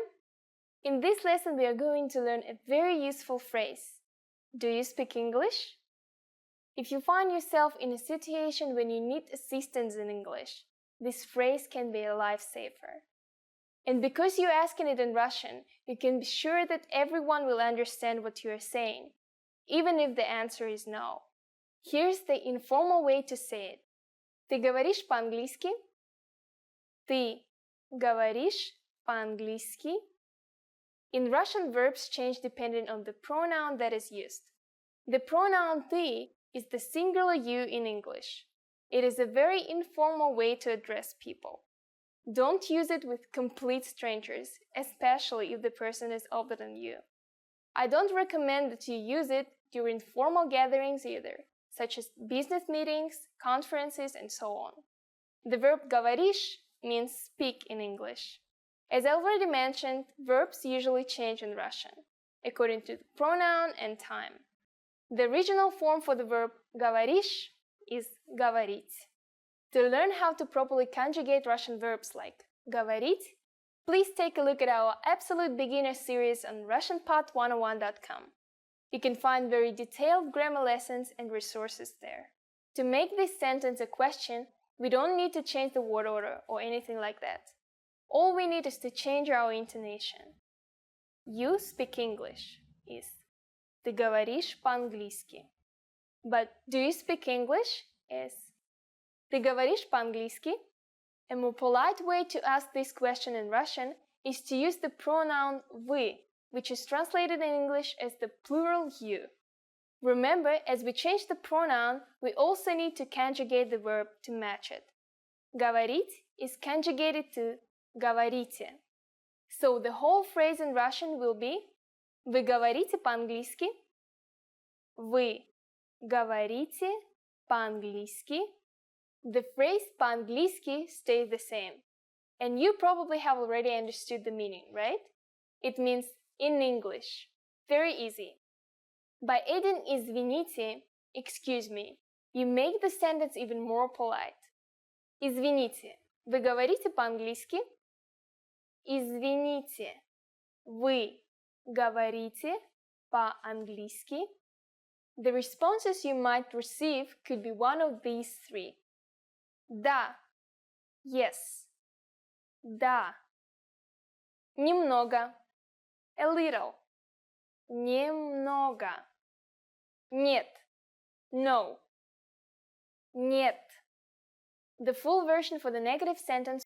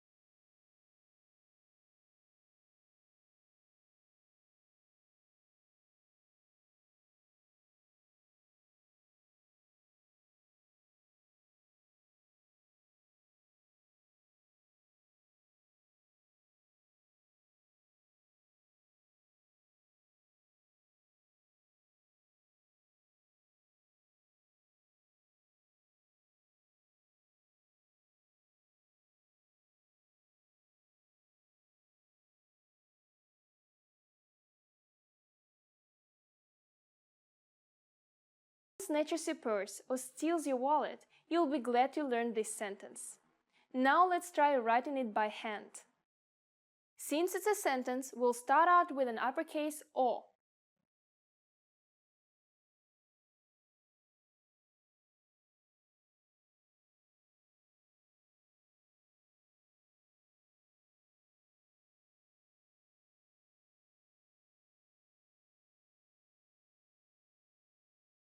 Он вор. Make sure that your connections are smooth and fluid. Now it's time for Svetlana's insights. Your handwriting is like a signature, and no two people's are the same. When you see actual Russian handwriting, you may notice that sometimes people write letters in different ways. You'll notice a lot of people don't connect letters properly to the next one. Other people mix print-style letters with cursive letters. However, if you learn cursive properly, you will certainly impress your Russian friends and be able to understand almost anyone's handwriting. Good luck! That's it for this lesson. Today you moved from writing single words into sentences. In the next Alphabet Made Easy lesson, we'll be back to meet the last of our false friends, and then it's on to uncharted territory. Пока-пока!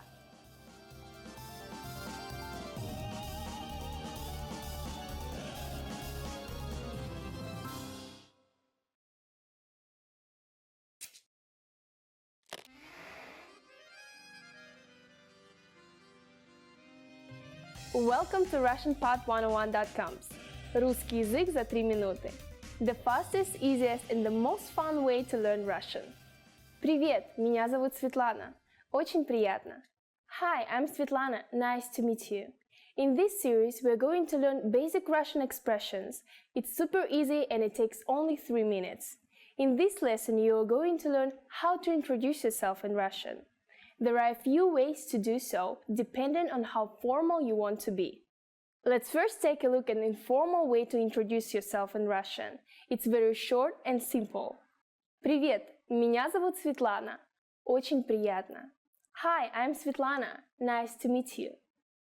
Привет, меня зовут Светлана. Очень приятно. Start with the greeting «Привет». Then you introduce yourself by saying «Меня зовут», and then your name «Меня зовут Светлана». Finally say «Nice to meet you». The simplified and very casual phrase for it is «Очень приятно». The whole phrase will be «Привет, меня зовут Светлана. Очень приятно». Now let's take a look at more formal version for greeting and self-introduction. It's a bit longer than the previous one. You ready? Here we go. Здравствуйте, меня зовут Светлана. Приятно познакомиться. Hello, my name is Svetlana. It's a pleasure to meet you. Здравствуйте, меня зовут Светлана.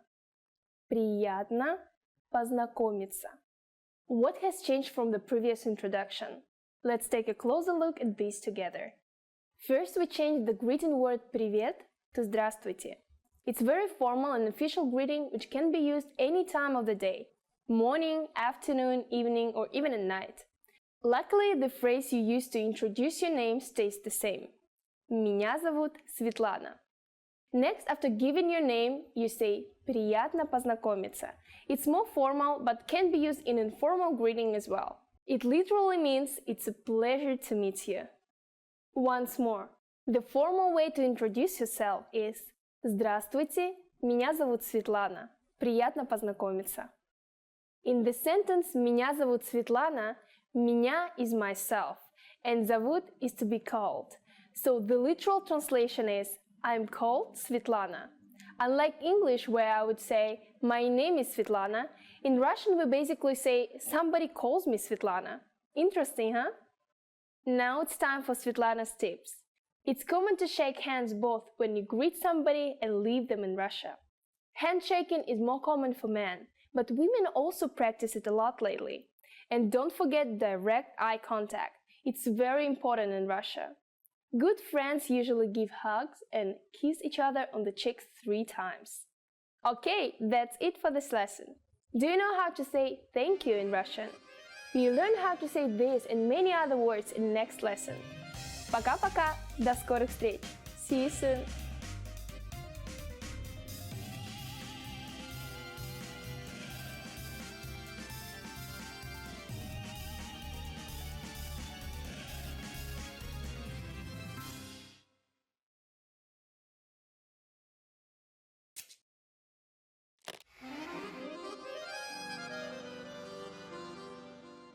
Здравствуйте!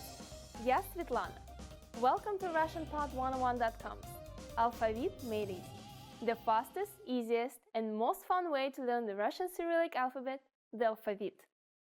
Over the next 20 lessons, you learn everything there is about the reading and writing of the Russian language. By the end, you'll be ready to dive into the world of Russian literature, make your way through Russian cities, and really accelerate your Russian study. Ready to start?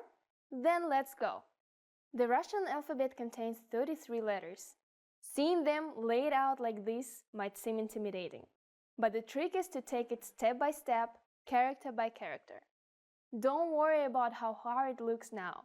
Just stick with me, and in a few short lessons, you'll see how easy it actually is. I have some really good news for you. Russian is largely phonetic. This means words are actually pronounced exactly like they're written. Also, if you look at all the characters, you will notice that many are exactly the same as English letters. We'll use this similarity to English to tackle the Russian writing system. Let's separate the letters into 4 types. True friends. They look nice and they are nice. These are letters which look and sound just like English letters. False friends. They look nice, but don't be fooled. These look like English letters you're familiar with, but sound different. New friends. They might look scary, but you'll warm up to them easily. These are letters you haven't seen before, but they have familiar sounds. Strangers. These will be the tricky ones. They look different from anything you've seen before and don't have similar sounds to English either. We'll start nice and easy with some true friends. So let's begin. We'll start at the beginning. Ah. So what sound does this letter make? That's easy, because the name of the letter almost always describes the sound that the letter makes. So it's pronounced ah. That's why this is a true friend. It looks like an English A and it sounds like an English A. What you see here are the printed forms. This is what you'll see on signs, newspapers, and anywhere that the letters are printed mechanically. As you can see, both the versions of A look the same as A in English. Now it's time to take out your pencils. We are going to practice writing. Find some paper and follow along. Even though it is rare to see the printed version of Russian handwritten, you'll practice writing them so you can get used to the shapes.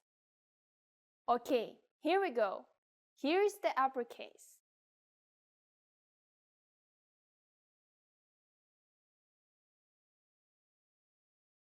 And here's the lowercase.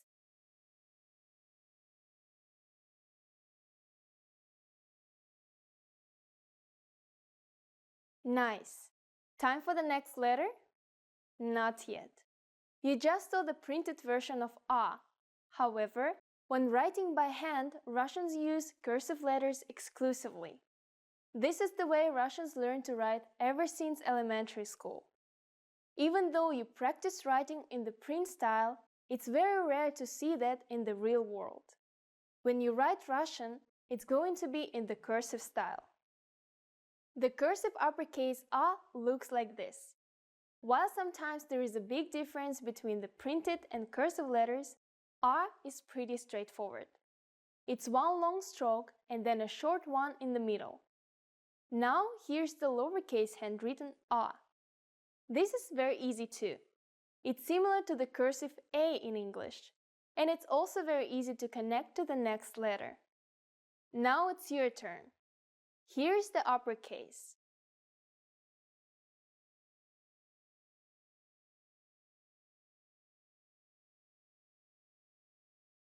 And the lowercase.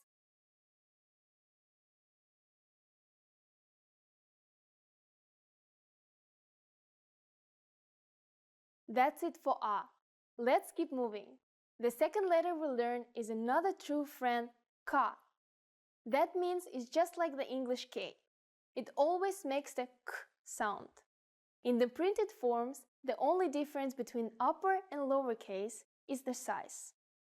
It's writing time. First, the printed versions. Here's the uppercase.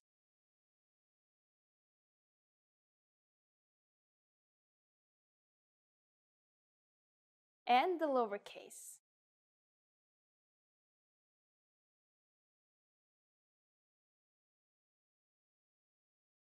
As for the handwritten version, the uppercase is quite similar to the printed letter, but different from the English cursive style. The lowercase is identical except for the size. Now let's write the cursive versions. Here's the uppercase.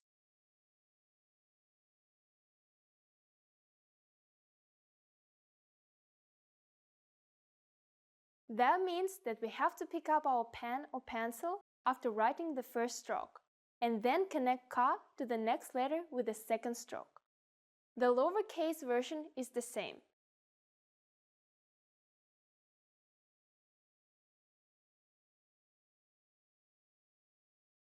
Great! You already learned 2 letters of the Russian alphabet. That means you're ready for your first Russian word. First, look at the printed version and try sounding it out. Did you read как? Well, you're right. This is how to write the word for how in Russian. Believe me, it's a lot better to learn new words in the original Russian, rather than relying on Roman letters. This will be the first of many new words for you. Now the fun part. We'll write it by hand. For words, I'll just do it in the cursive style.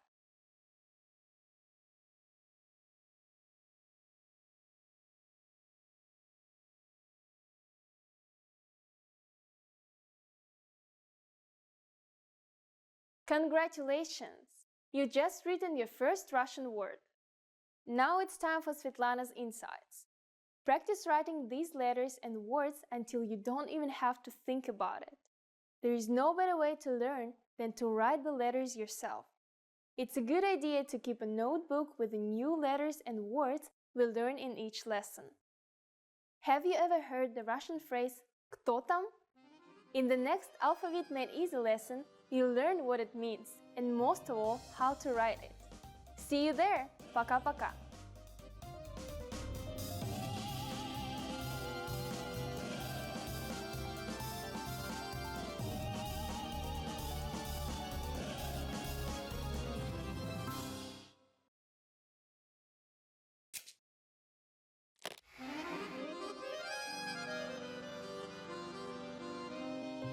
Привет всем! С вами Светлана.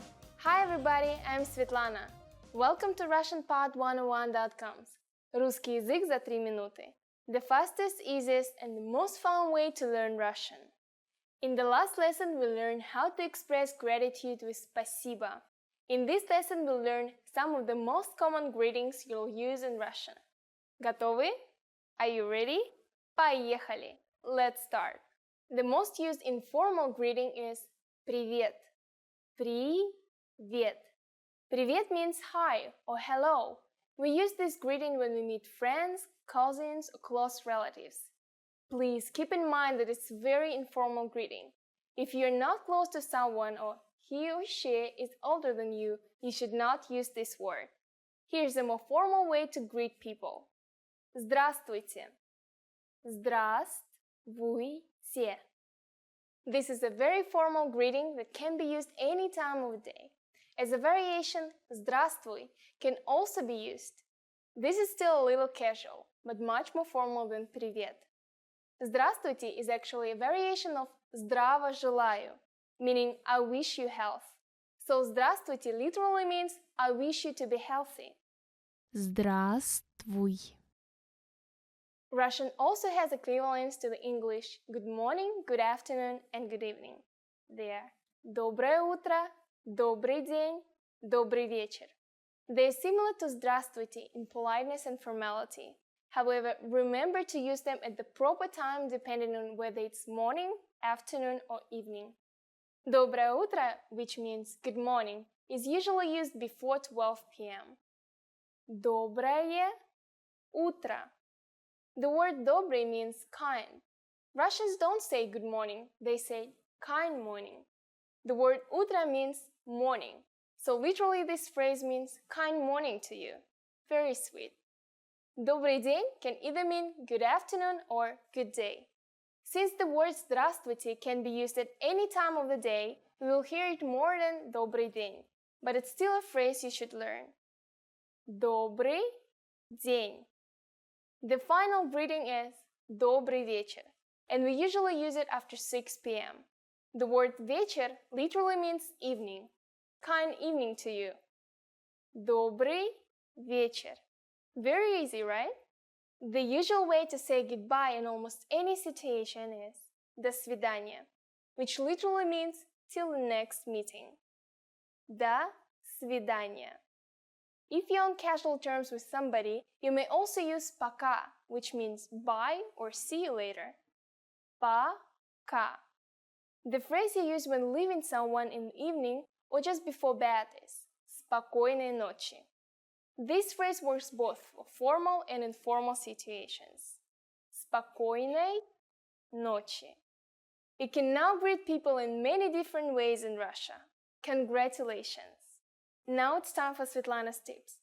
As I mentioned in our first lesson, Russians commonly greet each other by shaking hands or slightly nodding the head.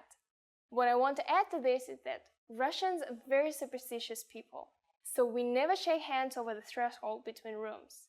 It's considered to be unlucky, so always go into the room first before shaking hands. Women usually kiss each other on the cheek 3 times, starting with the left cheek. Men hug and pat each other's backs. In the next lesson, we'll learn the meaning of the phrase «Извините, вы говорите по-английски?» Do you already know it? I'll be waiting to tell you about it in our next «Русский язык за 3 минуты» lesson. Пока-пока. See you!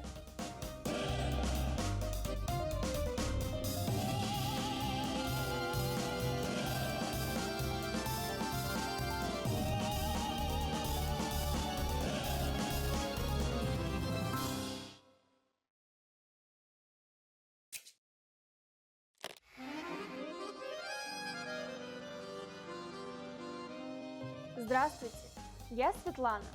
Welcome to RussianPod101.com. Alphabet made easy.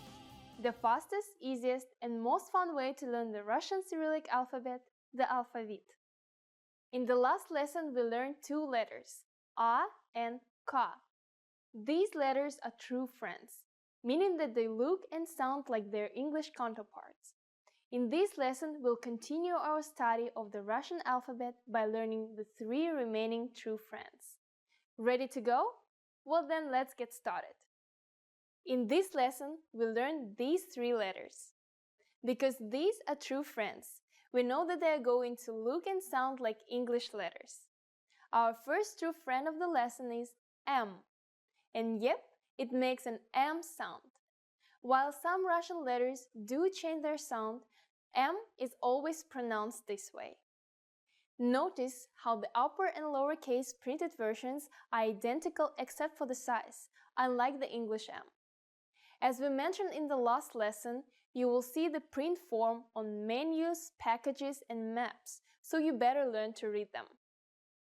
Let's write them now. Remember, we are writing the printed forms just for practice. You won't see the printed forms written like this in Russian. Here's the uppercase.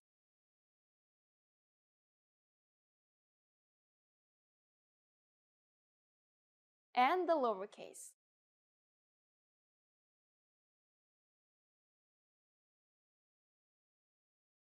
Now that we've seen the printed forms of M, let's take a look at how to write it by hand. The cursive uppercase M looks like this. It's much sharper than the English cursive, but very easy to write.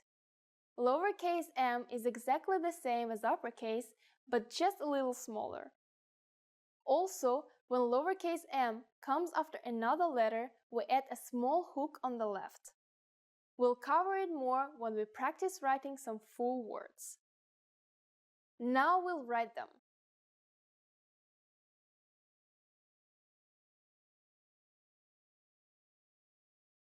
Uppercase M is a single stroke, so you can connect easily to the next letter without lifting your pen or pencil.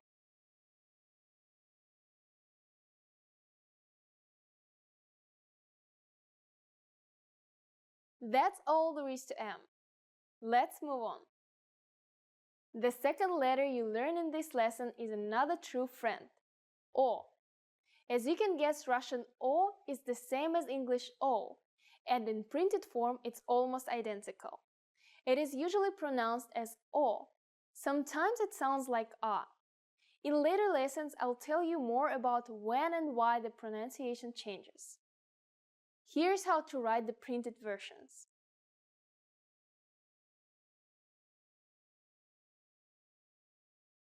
And the lowercase.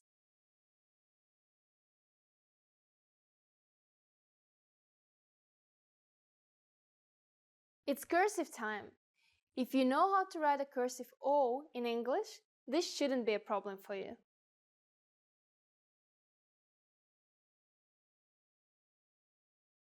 O is a single stroke, so you can connect easily to the next letter without lifting your pen or pencil.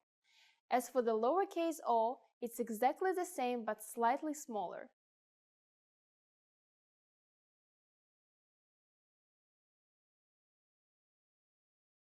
Both the lower and uppercase versions connect to the next letter from the bottom. Now let's finish up this lesson with our very last true friend, O. Our final true friend is the letter T. The Russian T acts just like the T in English. In the printed version, both the upper and lowercase letters look like uppercase English T's, but with the different sizes. Here's how to write the printed versions.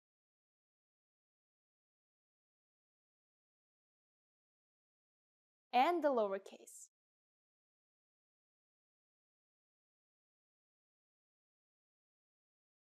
As for the cursive versions, this one is a bit more difficult. The uppercase version looks like this. As you can see, it's not similar to the printed form or English cursive styles.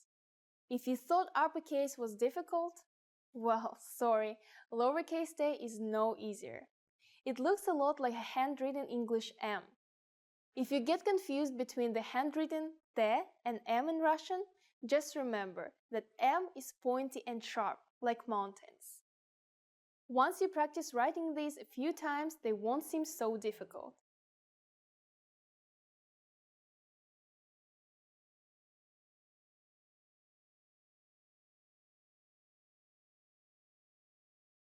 T consists of 4 separate strokes, and you pick up your pen before writing the next letter. And the lowercase.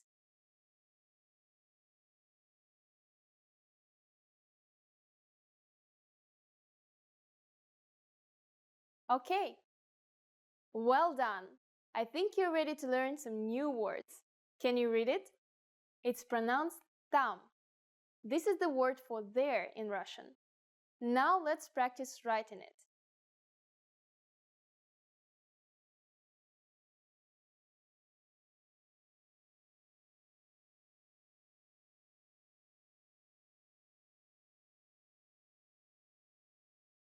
We'll start with the T, move smoothly into the A, and then finish it off with that mountainous M. Remember how I said that M gets a little hook when it follows another letter? Well, here it is. Why do we have it?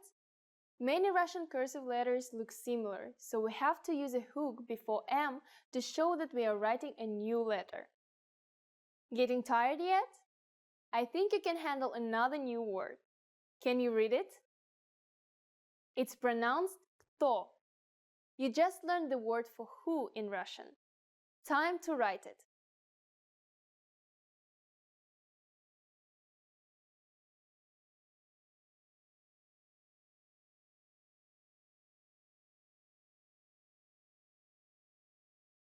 Let's start out with a ka, transition to a nice rounded te, and finish it up with o. Let's take it one step further. We are going to combine the last 2 words and write a very useful phrase, kto tam.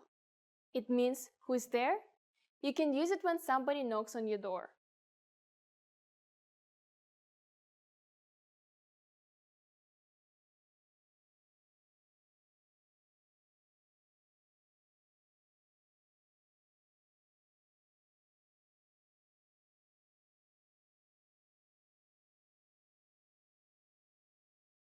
Start with кто, except with a capital K this time.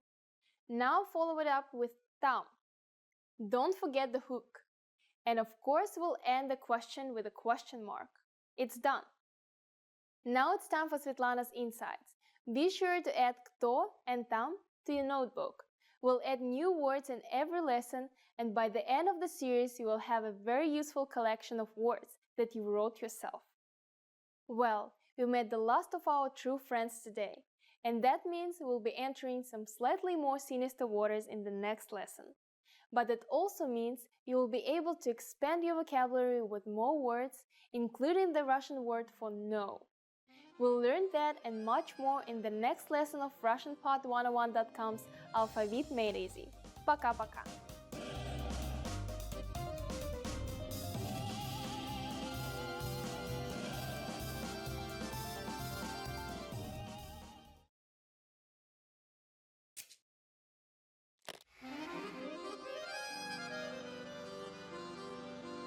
Привет всем! С вами Светлана. Hi everybody, I'm Svetlana. Welcome to RussianPod101.com's Русский язык за 3 минуты. The fastest, easiest, and the most fun way to learn Russian. In the last lesson, we learned some words used when apologizing in Russian, including извините and простите. In this lesson, we are going to learn numbers in Russian. Yes, numbers, числа, from 1 to 10. And you're going to learn them in only 3 minutes. 3 минуты. Are you ready? Let's start. 1. 1. 2. 2. 3. 3. 4. 4. 5.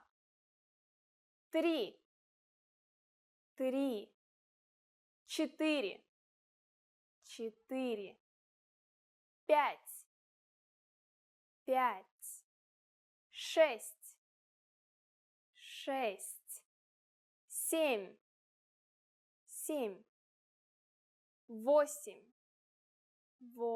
7.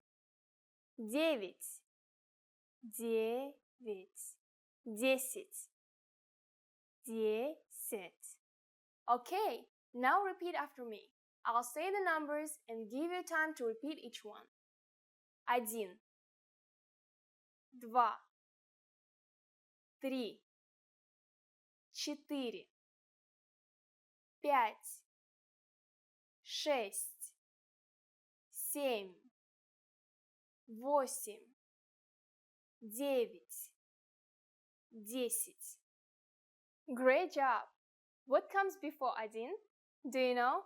It is 0. Ноль. Ноль. You don't have any more excuses. Now you can give friends your cell phone number in Russian. Let's try together. We'll use the phrase «мой номер телефона», which means my telephone number is. Мой номер телефона. Мой номер телефона 8 9 2 4 5 7 1 3 6 10. Can you read it by yourself? 8 9 2 4 5 7 1 3 6 10. Perfect! Now it's time for Svetlana's tips. Numbers are used everywhere. Usually when Russians say phone numbers, they combine the single numbers into tens and hundreds. But if it's a short number that contains less than 6 numerals, it's usually pronounced as the separate digits. Learn your numbers well, so you can be ready for real-life situations. Do you know the Russian word for 100? It's very simple and we'll learn it very soon. In the meantime, your job is to practice the numbers we studied in this lesson, from 1 to 10. Пока-пока, до скорого, see you soon.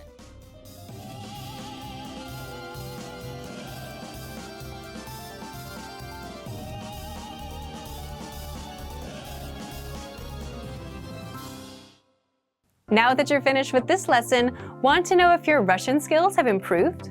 Take our free assessment test to assess your language, discover your true learning level, and get free access to a language course for your specific level. An easy-to-follow course where you learn the real language, the everyday conversations that you'll soon have, and absorb these practical conversations just by listening along, with quick audio and video lessons from real teachers. So click the link in the description and sign up for a free lifetime account to get assessed.